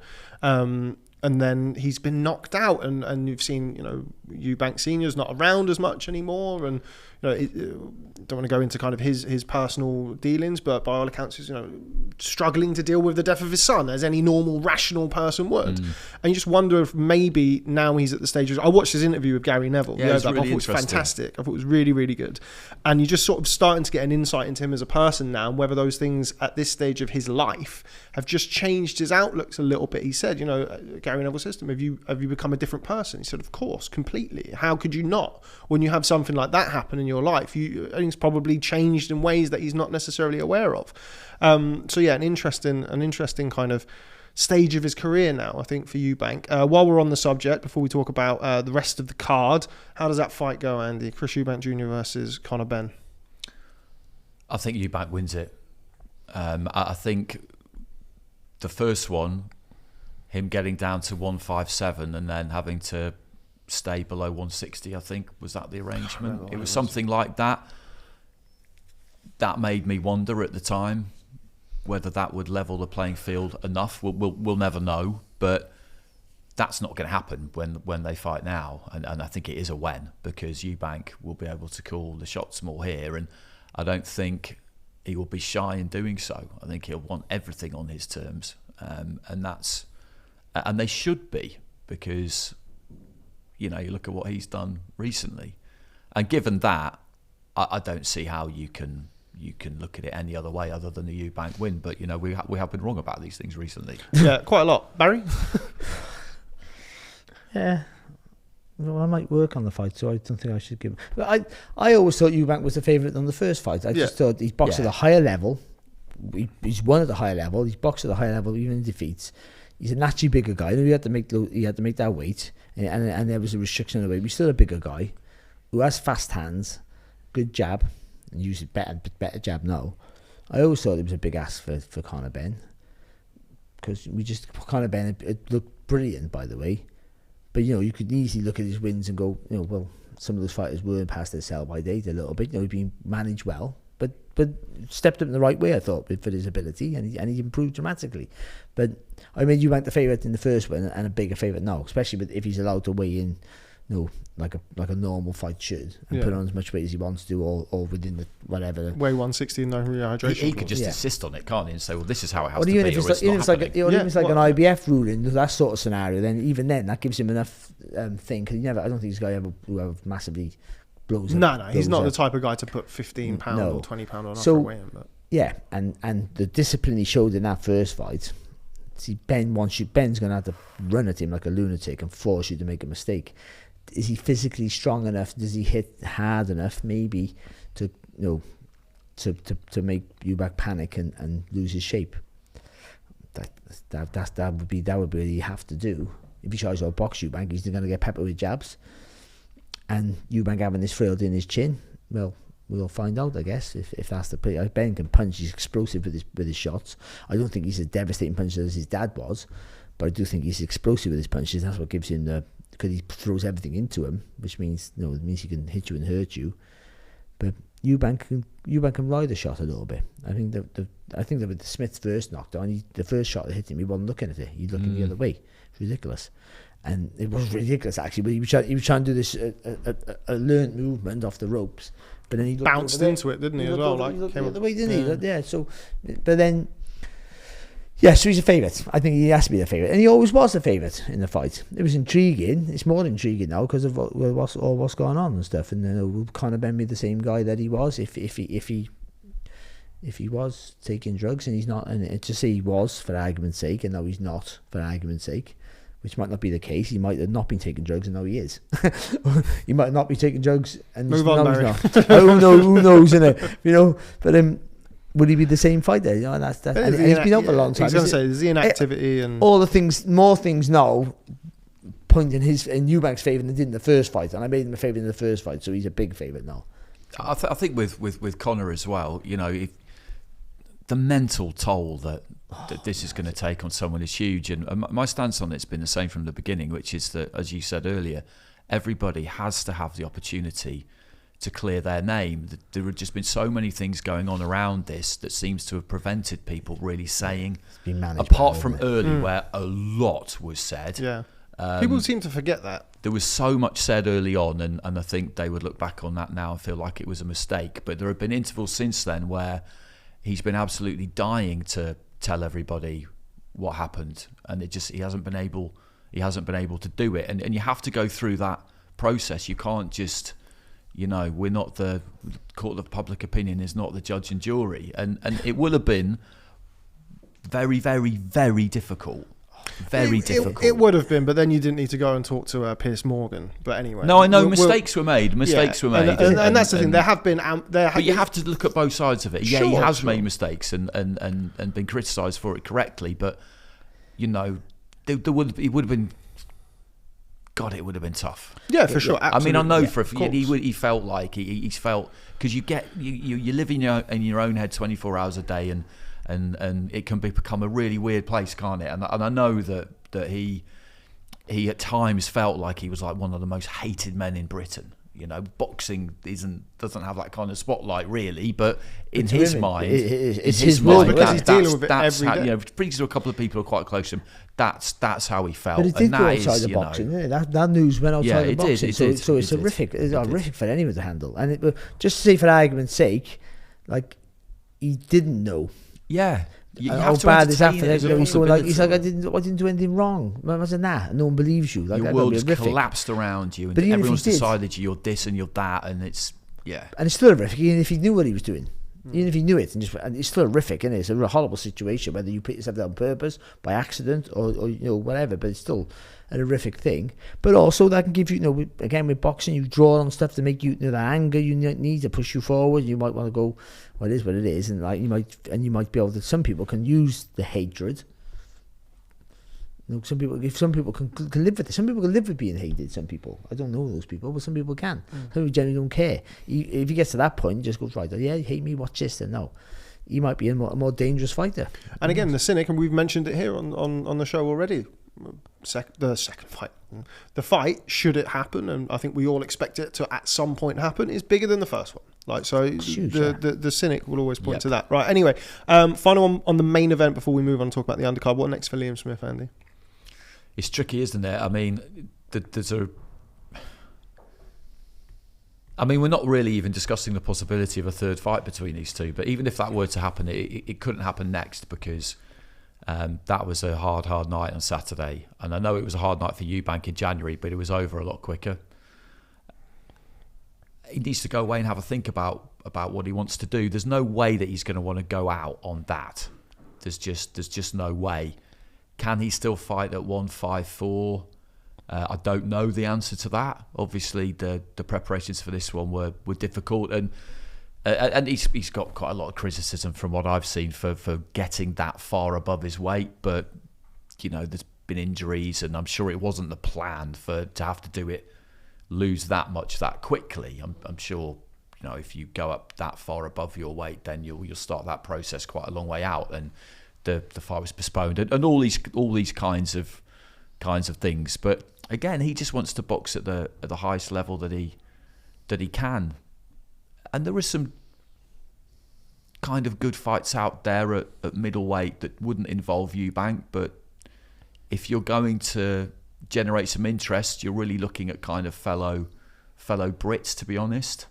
And I just don't know what you would get paid for Hamza Shiraz, or who was there actually on the week, had a quick chat with him, or Denzel Bentley, or I don't know what's going on with Felix Cash, but it's those guys. I don't know what you would get paid for that, or whether you could really get up for that. Yeah.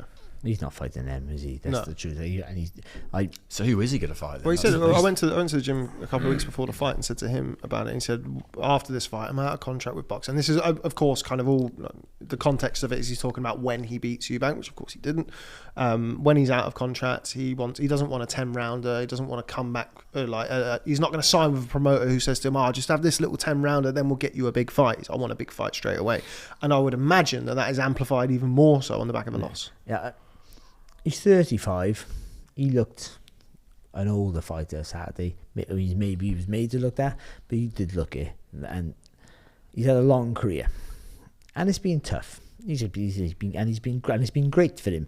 And he said there's two massive paydays at the end of his career, I would presume, pretty sure. And yeah, Canelo, he's done some stuff. He's had a really good career. And now I remember those Williams fights were probably decent paydays for him, especially the rematch. So because that was the start of BT, wasn't it? They probably went it's a that heavy kind, on it's heavy that on the kind of purse. fight that he needs, isn't it? But like you say, Shiraz and Bentley and Cash, they're not that guy. But in this stage of his career now, where he is 35, how long do you want to keep boxing for? No one wants to go out you don't want to go out in a defeat like that because you think I didn't do my. Going out on a loss is hard enough, which happens to most fighters. But going out on a loss when you haven't really then showed your best. That's hard. I can do better than that. But then so many fighters do that and go on too long anyway, and then have a couple of decent wins, and then go out on a worse performance later We've on. spoke about it before, haven't we? It's like I go back and then you can see, like we always see, like fighters, great fighters, who will end their career with 2 or 3 losses in their last 2 or 3 or 4 fights, where they have the one to come back and get them in the shop window for a big fight, and then they get executed. But it takes, you know, it takes quite a lot for it to hit home that really it's time to go. And like the kind of the one side of it is that, okay, he did finish the fight on his feet. He didn't get ironed out. Okay, it was an emphatic loss, and it wasn't a good performance by any stretch of the imagination. But he didn't get brutally knocked out. Didn't leave on a stretch like that. But you got to start thinking. There's an exit plan you would feel for him at this age now, and he earned big money for those 2 fights. And he's a name. He's a good name in boxing. He's a good fighter, and he's a dangerous name in boxing. But that big money was made on the back of Eubank's name. Everyone got to understand that, and of course he does. And the fact that he won, he gets a second fight. That's so he made that happen. I understand that, but I mean, how much money? Is that he's going to get dramatically. I mean, dramatically, there's zeros off it there, isn't there? Straight away for his next fight, even if it's a world title fight, which is not going to be. He should just walk away. You've had a fantastic career. Who wants to take punches now? You don't want to take more punches. You if you've got injuries, then that's your way out. I carry too many injuries, as I showed in the last fight. I just can't. It's the training camps are harder than the fights now, which might be the case, by the way. That's Kazagi. Yes, he was that though, but the training camps were too hard. More than the fights, his body just be giving up. His hands were like this. You know what I mean? You couldn't run, couldn't do this. That was all fighters, don't it? And then look at Darren Parker, for instance. You have to doing bloody yoga or something rather than run or something like that. Instead, it was just your body gives up on you. So walk away. You'll be known as a good fighter. You'll be a world champion. You got those 2 really good fights against Eubank. But unless you can chase the 3rd fight for the massive payday again, because it's 1-1. But the manner of that defeat, I think it was quite conclusive. I think as the first one was, to be fair, but for him in his favour, so you can argue that. But 35, you're at an age now you shouldn't be taking punches. And I've said this before. I worry about boxing now. The longevity, because the training equipment's better. There's more understanding of diet, so people are living longer in general. But so you can compete longer in your life. Well, in other sports that's great. But all it's doing in boxing is you're taking punches for longer in your life. And I imagine the later in your life you're taking punches, the more effect it's going to have as you get older. I think that's the worry. You've made your money, if you've made the money, and you've won a world title, you've ticked every box. If you haven't made the money and you're still chasing it, then it's understandable. But if you've made the money, then George is a great example of that. George Groves, it was in my mind. He retired young by today's standards. He left money on the table. He probably could have done. The Gale fight was talked about again. That was always there for him. He could have done another 2 or 3 years. I'd have thought definitely another 4 or 5 fights. He was a two-time-a-year guy because of the level he was at and the name he was. But he didn't. He made the second Frotch fight, I'm guessing, would have made him a lot of money. The Super Series made him a lot of money.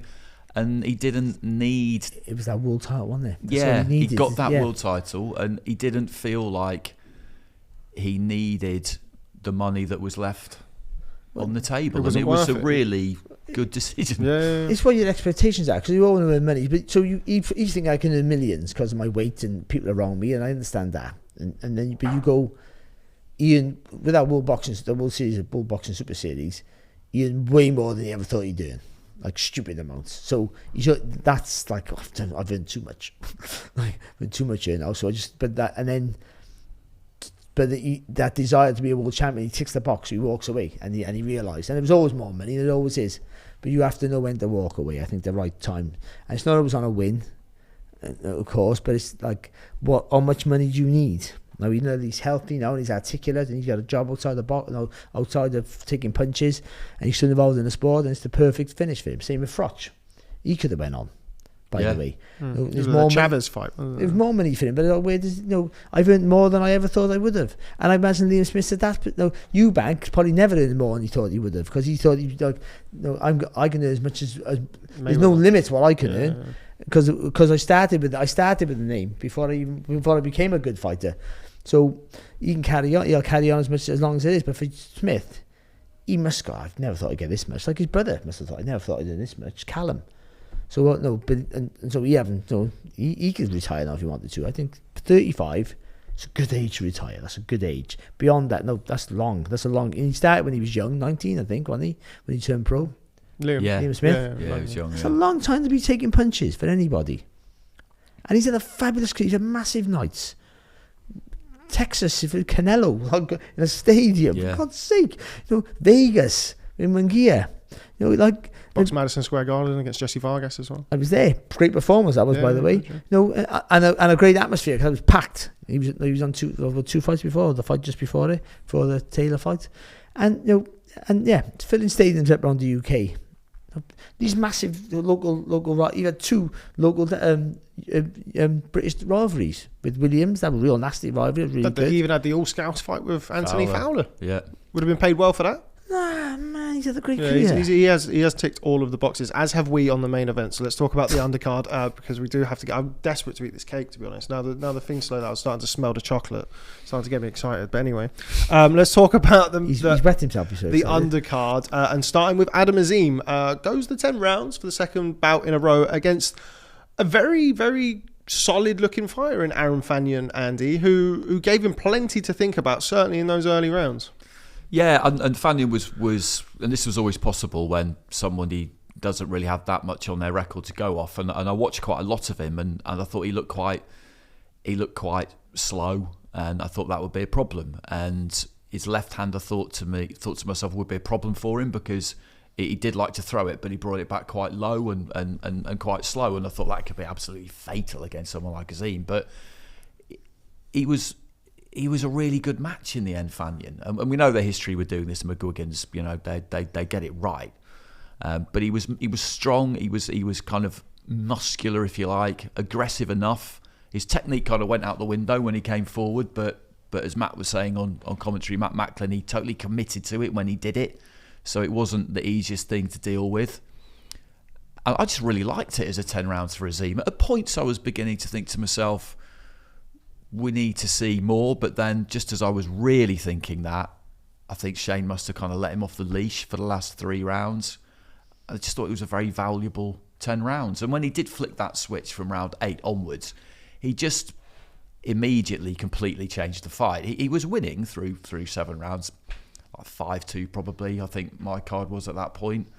But I was thinking to myself, yeah, we need to see more here. And then we did see more. Another 2 10 rounders in a row. It's good progression. Yeah, so he hurt Faniyan to the body, I think, in the 8th round, and then after that, it was sort of one-way traffic. He just put him straight into his shell, didn't he? Yeah, but up until that point, I thought I had it more competitive than the judges did, particularly the 100-90 judge who scored it 10 rounds to nil. In the middle rounds, I didn't ever feel like he wasn't going to win, but I just thought I needed to make the point that, this is a pretty close fight, actually. Yeah, all these rounds have been close. I thought Faniyan, when he hit him with that left hand in the 3rd round, he won that round. The 4th and the 5th, not much in them. But halfway you could have had, I wouldn't go as far as to say you could have had 3-2 Faniyan, but you could have had 3-2 Azim.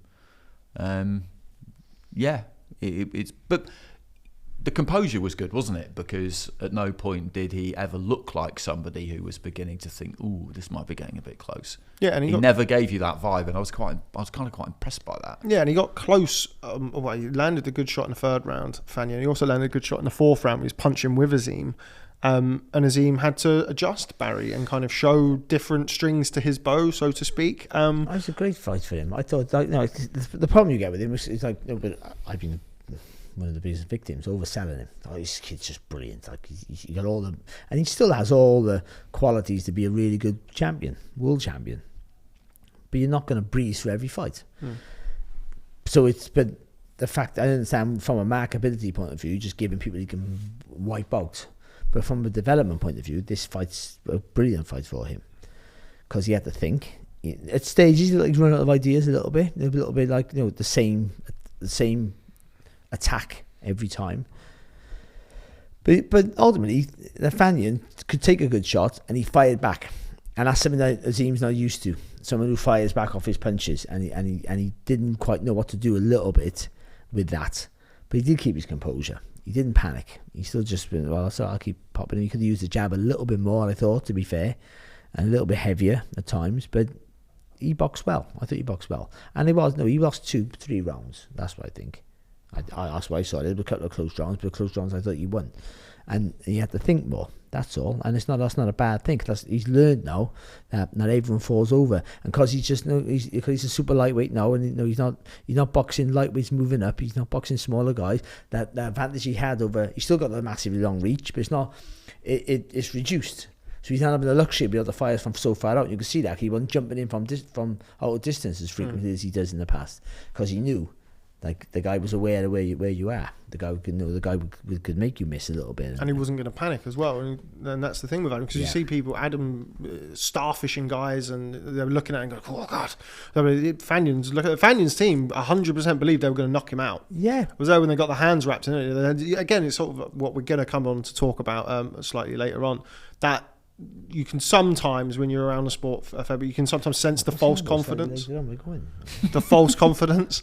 But they were very, very confident, and you could tell in the ring. Yeah, well, in the way, he's a good fighter. That kid, he'll beat some decent fighters. I don't think he's world level, that kid, but he's at European level where he's a real hard fight. A better fighter than the current European champion. Yeah, maybe. Frank Petitjean. I think he's a better fighter than him, which looks like he's going to be next. That's a great fight, because they can go again, like the last one, the 10 rounds. You can go back and go, look, you did well there, and look at the things you didn't do well.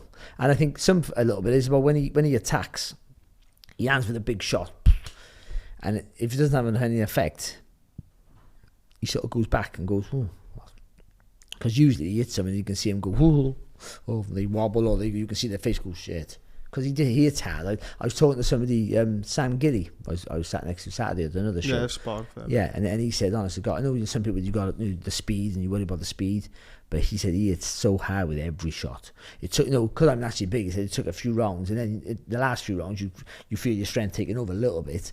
He said, but like, he hits so hard with every shot. It's fast, but it's hard as well. So Faniyan would have felt that, but some people just absorb punches, can't they? Like, they're just built that way. But just sometimes it's just change the angle of the attack and throw in with no thought that first punch is going to do the damage. Just throw it with the view you got to go again straight away. You know what I mean? Like, you have to, I'll see the reaction, then I'll go. Just you're going anyway. So bam, and whether he's falling or not, I'm gonna make the movement to a little change. No, I'm gonna take a little step to the side, and I'm going again. Yeah. And if he's hurt, if he's not there, he's falling over. I'll just throw it thin air, but I'm throwing the shot and commit yourself to those two phases of attack rather than just the one. Yeah, he had to use his brain. That's all. He had to use his brain, and I thought it was an invaluable 10 rounds. And you can see that Shane's happy with it. You did he's like, it's what we want. And we have another dining out now and there, thanks to us selling the McGuigans, how good they've been with Josh Taylor's rise, about how they know how to develop fighters, and they have a point of his ability. They're giving him the hard tests, because when you get to the very top, the acid test is not so acid. D. Yeah, not as acidic. Acidic, yeah. Acid D. We're going to run through the rest of the undercard. So we've done Azim. On to the next section, which is the heavyweight offering from this past weekend. And you're going to come to you first. Fraser Clarke with a, TKO 6. Stopped at the end of the 6th round with Dave Allen deemed by Jamie Moore in no fit state to continue. I think we all alluded to the potential of that fight, that ending happening for that fight, with Dave Allen kind of not having boxed at a level really comparable to boxing Fraser Clarke since that David Price fight about 4 years ago. We didn't expect Jamie Moore and Nigel Travis to leave him in there to take unnecessary punishment, and they didn't at the weekend. No, and I think it was David who kind of alerted their attention. He walked back to the corner. He was just up to my right hand side. He had a little bit of a look on his face. Originally, I wasn't quite sure whether it was stopped because he kind of felt the low blows and had enough, but he was working that jaw, and as it turned out, jaw, ear, they're kind of close together, aren't they? Top of the jaw or the ear. And they stopped it, and he was quite apologetic on social media afterwards, Dave, and saying that he didn't feel like he did well and he'd let himself down and that he should have been better. But I think, given the level of opposition he's been in against, I thought he did okay, actually. It wasn't that competitive. You got the feeling that he was hoping he might come into it later in the fight. He never looked really hurt at any point, and he was never taking loads and loads of stick. it was, again, a week on from Usyk Dubois. It's a hot topic, isn't it? Low blows. And that was the oddity of the fight, really, because you could see that his belt line was on top of his protector, because it was actually below the top of the protector quite a lot of the time. So that if you hit him there, then Barry's explanation about the whole thing last week, and then he gave it in real time when he was commentating, and then right after the end of the fight was the best one I've heard from anyone. If you hit someone on the protector, then by definition, that must be a foul. That was what I said, and then you said it much better on telly. No, it's yours. Yeah, I do that a lot. Though. I don't know if you've noticed. I do that. I can issue something else you said as well. I'm not going to that. But you and your words. Fraser just kind of, he couldn't seem to stop doing it, and it's maybe not the easiest thing in the world, because you let punches go when you do it hundreds of thousands of times, and to not throw one, it's like a kind of reflex, jab right hand, left hand to the body. And I was just beginning to wonder, is he running any risk of getting DQ'd here? Because despite what people might think, and I was hoping you were going to reference this. I say it every time this happens. You had to say it about 5 times, didn't you? Yeah, The referee's a sole arbiter, and they decide what happens. There is nothing in the rules about, if you take 2 points, then the next time they commit a similar offence, 3 strikes and you're out, disqualified. That's not a thing. The referee decides he could disqualify you immediately, very first offence. He could warn you all night. He could take points all night for the same thing. He decides what happens. So it wasn't the case that because he'd taken 2 points, he then, next time you hit the person low, he must disqualify you. That's just not a thing. It never, ever has been. But he was still skating on relatively thin ice, because he hit him with a low one, another one on the belt after he'd had 2 points taken, and the referee decided not to take it. It was one of the first shots. Yeah. The first shot's a left hook, and it landed on the hip area. Yeah. And it was just strange. It was strange. I would say with a shorter fighter, you think, how can you hit a short fighter low? But you tend to overcompensate. Yeah, massively. Yeah, but all that low blow side, he was lucky, to be fair. Like he was lucky. He did it long enough. And if that would have been Dave Allen doing that to Fraser Clarke, he probably would have got disqualified. That was the whole case of beat the 8-0, because the referee's well aware who the prospect is and who's not. A-side privileges. This is similar to the thing that we kind of alluded to with Usyk. And Mike Tyson Fury versus Vallon. Yeah. If that cut would have been on Otto Vallon. Yeah, fight would have been stop. Yeah. So but Fraser Clarke didn't look good at all. I don't think. I don't. I for what his potential talent is, Dave Allen approached that fight and boxed like a really good journeyman. I feel that he didn't come in to win the fight. I don't think he did. And he would be really, actually, Dave Allen now, he wouldn't probably hate this maybe, but I don't know him. I can imagine he would hate this, but he would get loads of work as a journeyman now if he wanted to. I don't know where his ego is, but if he wanted to win loads of money, he'd done a fortune being a journeyman, because he got all the tricks. He can survive. He tucks up really well. He plays around with him, tries to ruffle people up. Every now and again he'd hold the back of his head after every broke him. He'd sort of do that to him. All those little tricks wind prospects up. You can earn money doing that. But I know we don't want him to box, but we don't say that about other journeymen, do we? But he's not a journeyman, of course. But he didn't come into this fight with the approach to win it, I don't feel. And Fraser Clarke had enough chances, should have been able to hit the head clean enough to forget about the body. I think I worry about there's no gears in Fraser Clarke yet, and that was a problem. I think he ran out of ideas really quickly against an awkward, tricky opponent in Dave Allen, but not awkward enough for someone like Fraser Clarke to figure out. I was disappointed in Fraser Clarke. I wasn't disappointed in him against Mario Vac, because Vac's a really bad spoiler, and he's big, and he's a long reach. But against Clarke, I think it was set up for him to look good, and I think he should have got him out of there. I feel that, and he didn't do a good job at all. I think there should be some pressure. We're talking about an Olympic medalist here, not some guy just a big lump who's won a few fights. This is an Olympic medalist who's a really talented amateur. He should be figuring him out really easily. Dave Allen didn't pose loads of problems. he tucks up in that shoulder a little bit. He fires when he has to. It can be a little bit dangerous. But he didn't come in that fight with loads of ambition. And Fraser should have done a better job. For Fraser Clarke, I mean, I felt like... Much better job. And it's something that I spoke to Ben Shalom about afterwards, where he said that the Marius Vac fight, and in my opinion, the Marius Vac fight was a far better development fight for him. It's 10 rounds against a guy who's consistently gone the distance there or thereabouts with some really good fighters over the years. 10 rounds in a boiling hot York Hall, which we've already talked about, and kind of the unique obstacles that presents. But that the Dave Allen fight in Ben Shalom's mind was more for the profile.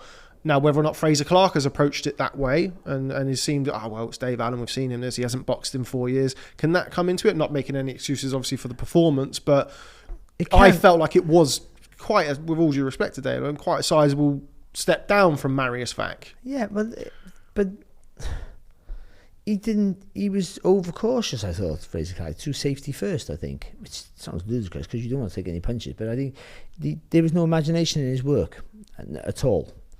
And it was just too much the same. And yeah, essentially, I don't want to say this like I'm slagging. I can slag two fighters off at the same time.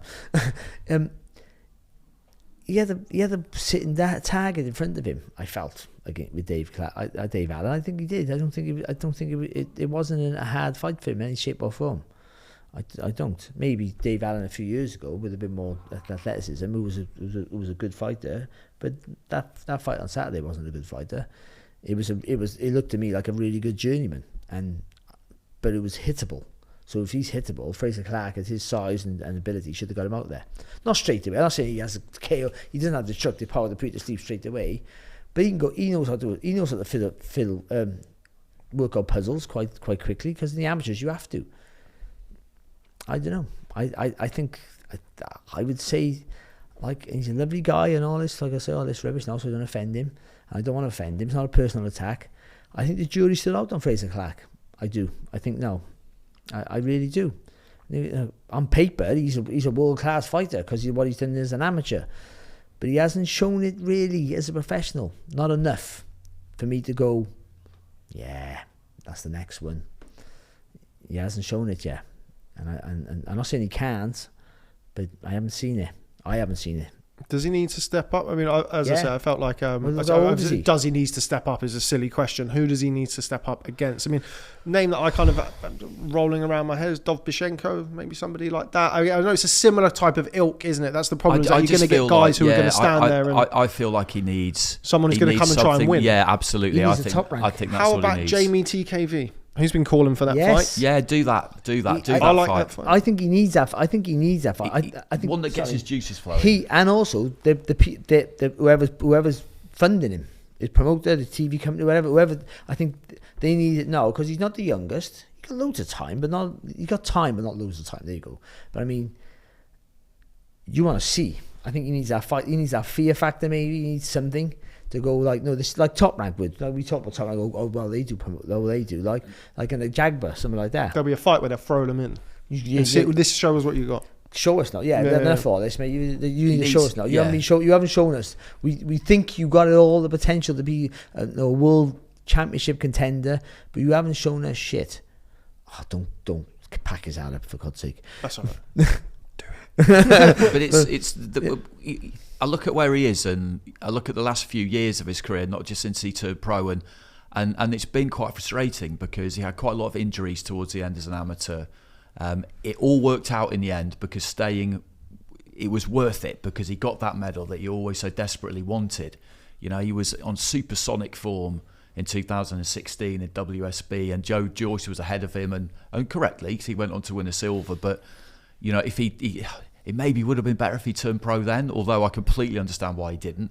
And then the early stages of the pro career were a slow burn. He needs something to put a little bit of fear in him, I think, to really kind of get him going. And the timing of the Fabio Wardley situation earlier in the year, it was unfortunate because I understand why they felt like he needed more rounds, and he's now got them. But God, that would be perfect now, wouldn't it? I mean, I don't know what would happen. You know, Fabio it's an intriguing fight, but that would be perfect now. I think so. He's had the rounds, And the VAC rounds were brilliant rounds for him. Those rounds Saturday didn't do him any favours, I don't feel. Right. See, I think he's good enough. I think he's good. But he hasn't shown us that. That's what I'm trying to say. I think he's good. He needs that fight where he's forced to show us. Yeah, that's it. Someone who's coming to win. Someone's coming to win. I mean, but someone who's not just coming to win, who can win. That's the difference. Someone who's coming to win, that's fair enough. You get any guy who walks forward trying to knock you out. But someone who has the ability to beat him, on paper at least. And I think we'll see the best of him. Or we won't, or he hasn't got it. I think, but he's getting. I don't think time's not on his side to be waiting around for. We'll go back and redevelop. I think he has to go for it. No, he's a good fighter and he can be a better fighter. But I keep saying the same thing again. I don't think we've seen it yet, and that's my biggest. That's why I'm saying the jury's still out on him. I think there's pressure on him now, and I think he needs that pressure. So put him in with a good fight. Do the top rank mode with him and put him in with a competitive fight. Are we in favour of Fraser Clarke versus Jamie TKV while Fabio Wardley and David Adelaide sort their stuff out? Yeah, I am. Yeah, we up for that? Yeah. Make it happen. Okay, right, and the final one that we will talk about. The Jennings Gym have waited so patiently for this episode for this part of the. Are they still watching the at this boxing point? show? Oh, absolutely! Trust me. I've already had a message from Dave Jennings already for gambling tips. So don't worry about not those. I enjoyed his post fight. It wasn't really an interview, was it? Just finishing off the post fight interview, which was sort of littered with expletives. It was great. I loved it. It was brilliant. But let's talk about the fight before we talk about the other bit, I guess. And a brilliant performance for Jack Cullen and a massive win. And it's nice because we've seen Jack Cullen give us plenty of value and kind of similarly, well, very different way, but similar in a different way to Craig Richards, kind of been measured on his losses. And people talk about him being a big ticket seller and an entertaining fighter who comes second, really. But he didn't come second on Saturday night, Barry. No, he never. He's brilliant, wasn't he? Absolutely brilliant. And he just kept it long and waited for... He kept it long. He kept it long. Waited 2 hours in to do that, but that's fine. And and he punched with Heffron. I know his name. I couldn't remember his name. I was going to call him Ronnie because I used to do Ronnie. I used to do his brother. So you remember the first name? I used to do Mark Heffron. I was going to say, yeah. I used to do Ronnie Heffron most of that in the Box Nation days. But yeah, he just waited for Mark Heffron to throw and threw it, and he just hit him right on the button every time. Brilliant performance. How to use your distance. I thought he would maybe frustrate Heffron, but I thought ultimately Heffron would force him into exchanges, and that would be Cullen's undoing. But it's not the other way, ironically. It's kind of how he's boxed in the past, isn't it, Cullen? Where you see him, you see the dimensions of him, and you go, okay, like boxing, he's gonna, and then he holds he loves to have a fight. Like he did it. His fight with Felix Cash was a brilliant fight. That was a really good fight. That was such a good fight. But even like the Sadjo fight, where it's kind of like competitive, and then he starts holding his feet, and I kind of felt, as we'll come on to, that would be the same on Saturday night. I thought, I felt like a lot happened in what was a very short fight, because sitting there watching it, I thought in the second round that was kind of starting to happen, because Heffron was going after him. He was looking for that right hand. He was looking confident. He was making Cullen work hard really early, and it looked to me like he was kind of getting onto the back foot, and he was throwing with spite, but he's thinking, I've got to keep this guy off. And Heffron had that look in his eye where he's thinking, yeah, this is my territory. And then he hit him with that right hand and just wobbled buzzed him him, a little bit, and that changed everything. Yeah. And in the third round, I thought he looked brilliant, to be honest. You know, he was just pulling his weight onto the back foot. He was avoiding the attacks, and then he took him out. That's sitting on the back foot that he did, because then he was just because he's so long anyway. And he'd sit a little, and it wasn't too much. He sit a little bit on that back foot, and Heffron just thinking, you're too far away. You could just see him thinking, oh, how am I get to you? And then when he jabbed, then he stepped with the front foot, because he had a really wide stand. The front foot was really far out for Cullen, because he has the luxury to do that, but he still sat on the back foot, so you felt like he was there, because the front foot's in front, the way it would be for a normal size fighter. You know what I mean? It is, though, isn't it? So he's using he's talking about using your reach and your height to the full advantage. Sat on the back foot, so you're far away, but the front foot's close. You feel he's close, but you know you can't get to him. But then when he jabbed, he stepped with the front foot as well when he jabbed. I always think they do that and then they lean, but he stepped with this, so he made all his body come forward, and then he could hit you, and then you go right back. And I just think Heffron just couldn't get to him, so he had to jump into his attacks. And then with that, you have to square up. When he got squared and got caught, and he gets hurt. But he got caught with a shot. When the shot put him down, he got caught with a. He just about to throw. Punching Wasn't with he? him, yeah. He was just. Well, he wasn't. He didn't start punching. He was just about to throw Heffron, and then got caught. It's almost like that's like I know you see in the films and they snap the neck. It was almost like that, wasn't it? Straight away. So what a shot that was. That was it, really. So he went down and got up too quick, or is it just kind of one of those? He got up too quick. Just instinct. Natural instinct. That is, just instinct, and it was. Yeah, you watch fighters, and I remember the first time I saw him at ringside was against John Harding in Liverpool, and he sold loads of tickets, and you could see Eddie's eyes lighting up at ringside because you've got someone here who's going to be really good to watch. And was pretty good. He was English champion at that point, and that was at middleweight, and he stepped up since, and has had some good wins. John Doherty was a real big win, Avni Yildirim, whatever people might think about him, he'd been at the level he'd been at. But against Sergio and Pacheco and Cash, there was an element of him being judged by those defeats, but taking those fights gathered him a lot of experience, which he's used.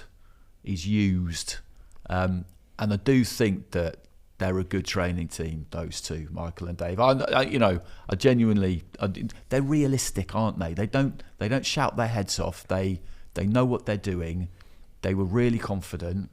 Michael said to me at the weigh-in, he's going to win tomorrow, 100%. And it's about making little changes, tightening little things up. You can't reinvent the wheel, but just every camp with someone like Cullen, you concentrate on one thing maybe to make that bit better, specific to the opponent, and he's the British and Commonwealth super middleweight champion, and man, isn't it? What's just fantastic thing to be able to say. Like I was covering him early Box Nation days in Bolton.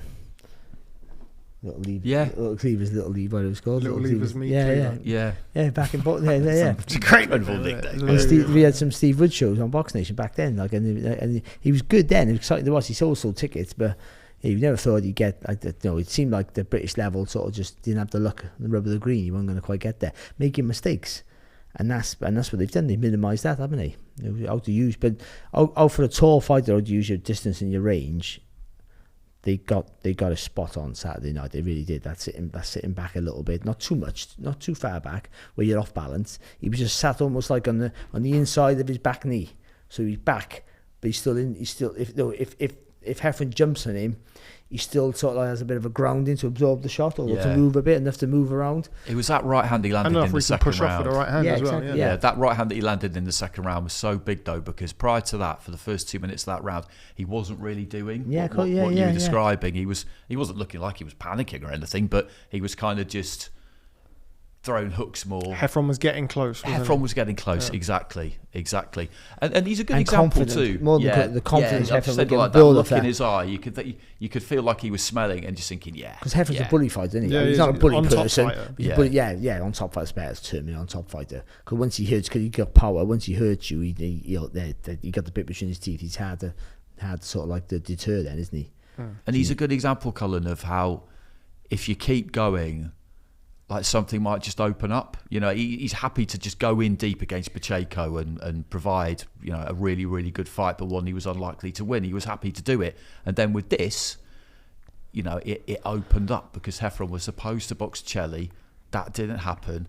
Then he boxes Jeffers, his stablemate, his gym mate. Jeffers, Chelly boxes Jeffers. Jeffers wins. And then this fight becomes a possibility. Boxing works in such a if you stick at it. We'd seen that, and I think something that we may have touched upon lightly in the preview, but that obviously former gym mates and like the story around the Jennings as well with Heffron, and we can talk about the bit that the Jennings have tuned in for now, which is our prediction, of course, before the fight. Which I think, did we all go for Heffron before the fight? No, Barry went for Jack Cullen in the third round with a left hook. But other than that, I think we all went for Heffron. Yeah, we all went for Heffron, and in the week, like I think it was maybe the Thursday or Friday, Mike Jennings quote tweeted or something and said, "Oh, you guys always get it wrong anyway, blah blah blah, like he's gonna win or we'll be there to see." Clearly does watch this. Yeah, exactly. He definitely watches it every week if he says that. He is right. And then somebody messaged me on the I won't say who it was, messaged me on the day of the fight and said, "Oh, Heffron by stoppage," and I went, "Well, Yeah, I did think that. I said, but the Jennings are really confident. And you mentioned there about kind of confidence, and we'd spoke about it briefly in the past about kind of, sometimes you get the fake confidence and, people who are kind of almost trying to convince you and themselves, I guess. But then you get people like Jennings who are kind of, they're saying it, but they're not trying to convince you. They're saying it because they know and they believe it 100%. They've seen the sparring, haven't they? Yeah, exactly. That's what I mean. And they'd seen all of it. And I'd said, yeah, but the Jennings are really confident. And he went, okay, I'll probably leave that. And then as the fight was about to start, Dave Jennings walked past. He went, Rob, get your camera ready. And I went, yeah, they really fancy it. He's really going to win. Yeah. So I made a point of after the fight waiting before they come back and kind of doff my cap. Yeah. And said, look, they as a pair, kind of what I find kind of entertaining is the right word about them. Is they don't attract loads of attention, or they don't try and attract loads of attention for themselves, but they're just kind of there, and they always have this look about them like they know something you don't. And you think, what do you? What do you know? And are you going to tell me? Yeah. And shout out to Michael as well, because I approached him last week at the open workout, wanting to speak to him for the book about his experiences with boxing Cotto, and I made an absolute bollocks of it. I really did, and I was accidentally, it just, oh God, and I was mortified. And he would have been well within his rights to kind of just swerve me, to be honest with you. But I apologised again at the weigh-in, and he was very good-humoured about it, which was a relief. But it was with someone like Cullen and the story around it. And you see what it meant when somebody wins those titles. And Heffron, I saw him the next day on social media again, just saying, this is boxing, I'll be back. Congratulations to him. Couldn't happen to a nicer guy. That's great. Yeah, that is good. And I think like it's been a long time since the undefeated record has been the be all and end all. It's been a long time. That's been the whole. It has to be undefeated for selling a fight at marketability. I understand that Mayweather thing, but it was before Mayweather as well. But now I think people are starting to go, listen, it's like we're seeing fighters who come back from adversity and win and pick up titles that we didn't think they were going to get to. And Cullen's a prime example of that. Taking risks, having a go, having a fight, taking fights that you think you can win and they're not winning them. That's fine. It happens. Because you're at the level, whatever your level is, when you get to your level, there are fights where you can win or lose. Like, you never be scared. I'm never scared. Losing is the worst thing on the planet. It's the worst thing that can happen to you as a fight at that particular time, of course. But I mean, it's the worst fear. But you're never scared of it. You should never be scared to lose. Because if you're in a fight where you can lose, that's you striving to be better. You know what I mean? That's where you want to be, at that level, because you win then, and then hopefully you go on to the next level, and you're at the same position again, and it keeps going and going and going until you can't get until you found your level, and that's fine. And then sometimes losing don't mean that you can't go beyond it. You've learned, and if you can learn from that loss, then you go back and have another go. And he's done that, hasn't he? He knows more about himself now through defeats than he did through all his wins.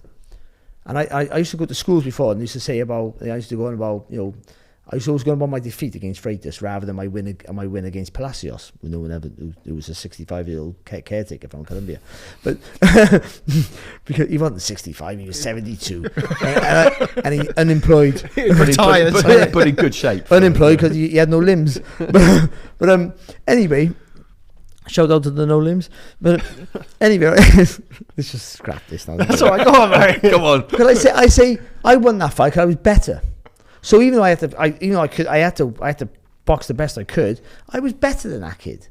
So I shouldn't get loads of credit for that because that's my ability. No, but in my defeat, I showed who I was because I still got beat. I shot a loser. But no, but I battled for adversity. I got up. I know it was like a life lesson for kids. I got up 6 times, all that crap, it was a tough. No, it wasn't about the toughness, it was about life, you have to just battle through life and you have to battle through fights, and you learn about yourself in defeat, whether you get knocked out or beat up or just outpointed, and how you cope with that defeat. I retired, never boxed again. It's not about how hard you So can kids, I'll see you later. It's about how hard you can get hit and keep moving forward. And anyway, I decided. But I think it's important like for fighters to learn. You learn from that because you're in the darkest, toughest place, and you find out about yourself. And he has learned about himself, and he's learned that it doesn't make me a bad fighter. And Heffron's been there as well. He'll know that. It doesn't make me a bad fighter overnight. I just got beat. I got caught with a good shot against a guy who's 7'4". I'll come back and I'll fight him again. I might beat him next time, or I might not. But either way, I'm still at this level, and I think that's important. Absolutely. But yes, congratulations to Michael and Dave Jennings. Don't listen to us, guys. Just as Mike correctly referenced on Twitter, we always get it wrong anyway. But no, congratulations. On a more serious note, as was something that we spoke about before coming on here.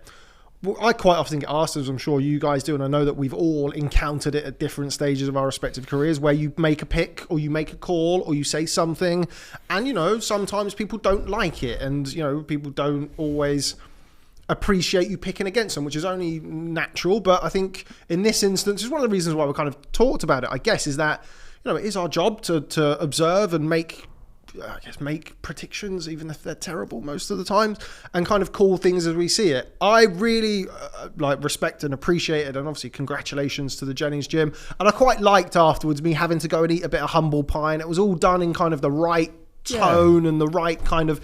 It wasn't I showed you and what are you and all of that stuff, because it can get quite personal, and I understand that, but. It was good. That's the way it should be, right? But we've got an idiot in here picking against you. I'll show the idiot, and then afterwards I'll laugh at him. But really, what it comes down to is that they don't care what our picks are, and in the most literal sense. A lot of the time, they say, "Well, I don't care what you think." It makes it obvious that you care very much. But if you don't care about something, then you attach no importance to it. And for them, if you're doing your job properly as a trainer, they attach no importance to who we pick in that fight, because what do we know? And compared to them, but it can help. It can help. Fair enough. It can help. Sometimes the fight you've got to some people need it. Yeah, some do, and it builds up. But ultimately, I tell people this all the time. Like, I like certain fighters more than others. That's just human nature. But I don't get to know fighters on purpose, and you probably doing this more now because of this job. So ultimately, whoever wins the fight or loses the fight has no bearing, has no effect on my life at all. Yeah, we don't care. Yeah, exactly. That's what we don't care about. I mean, sometimes you might get more work if they win because you're working for a certain broadcaster, but ultimately, I don't give a shit who wins. I do, but I don't. I don't want them to get hurt, but ultimately, and I want to watch a good fight because I'm a boxing fan. But I'm never afraid to make a pick. It's only my opinion. I'm never afraid to be wrong. And sometimes I'm quite happy when I'm wrong. But it's not personal, ever. No. But I can understand from the fighter's point of view, not the trainers, because they're not fighting. From the fighter's point of view, because it's not personal to me, but it's personal to them. Like what I said about Fraser Clarke earlier. If he sees some of that, and if you package it up in a way as well, it makes me sound like I hate him, he'll take a lot of that personal. I don't give a fuck. But he'll take a lot of that. Don't put that. It'd be Fraser Clarke. I don't give a fuck now, won't it? But he'll take some of that personal, and it's not personal. And if he really listens to it, it's a criticism it's constructive, complimentary criticism, because I'm basing him on a high level of ability. So, but they won't see it that way, and they go, "What did that little shit know?" And the next time I see him, he might sort of look at me, and I go, "I have phrase," and he might just growl at me, maybe, I don't know. But then I would say me and Derek Chisholm are really good pals.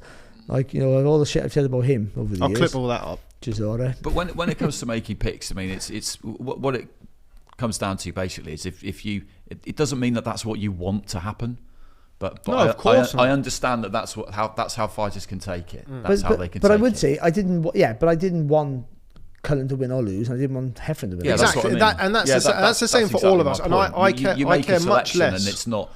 You're not picking that fighter because you want them. If it's to Agent win, Broner fighting, or you want the other one to lose. It's different. It's just you've been asked and you say, and yeah, of course. And I care much less about kind of who wins than I do picking somebody based on any kind of bias or preconception, or having somebody turn around to me, yeah, but you only picked him because he's your mate, or you wanted him to win, or you had this or you had that. So like you and Billum Smith, I picked a Coley to beat him. You had to. I forced you to. You forced me to do a pick. I forced you to. We did force you to. You were texting Chris. I'm so sorry. I've done something I shouldn't have done. I've done something I shouldn't have done. We I feel really ganged up on you guilty. that day, I feel right? dirty. It I feel was- dirty. But anyway, Good times. congratulations once again to Jack Cullen, the new British and Commonwealth super middleweight champion, and to the Jennings gym. But from us today, that's all we've got time for. We tried to start early, we finished late, but that's it. From me, Rob Tebbutt, from Mr. Barry Jones and Mr. Andy Clarke, we're going to go and eat some cake now. But before we do, please make sure to like, comment and subscribe, and we'll see you next time.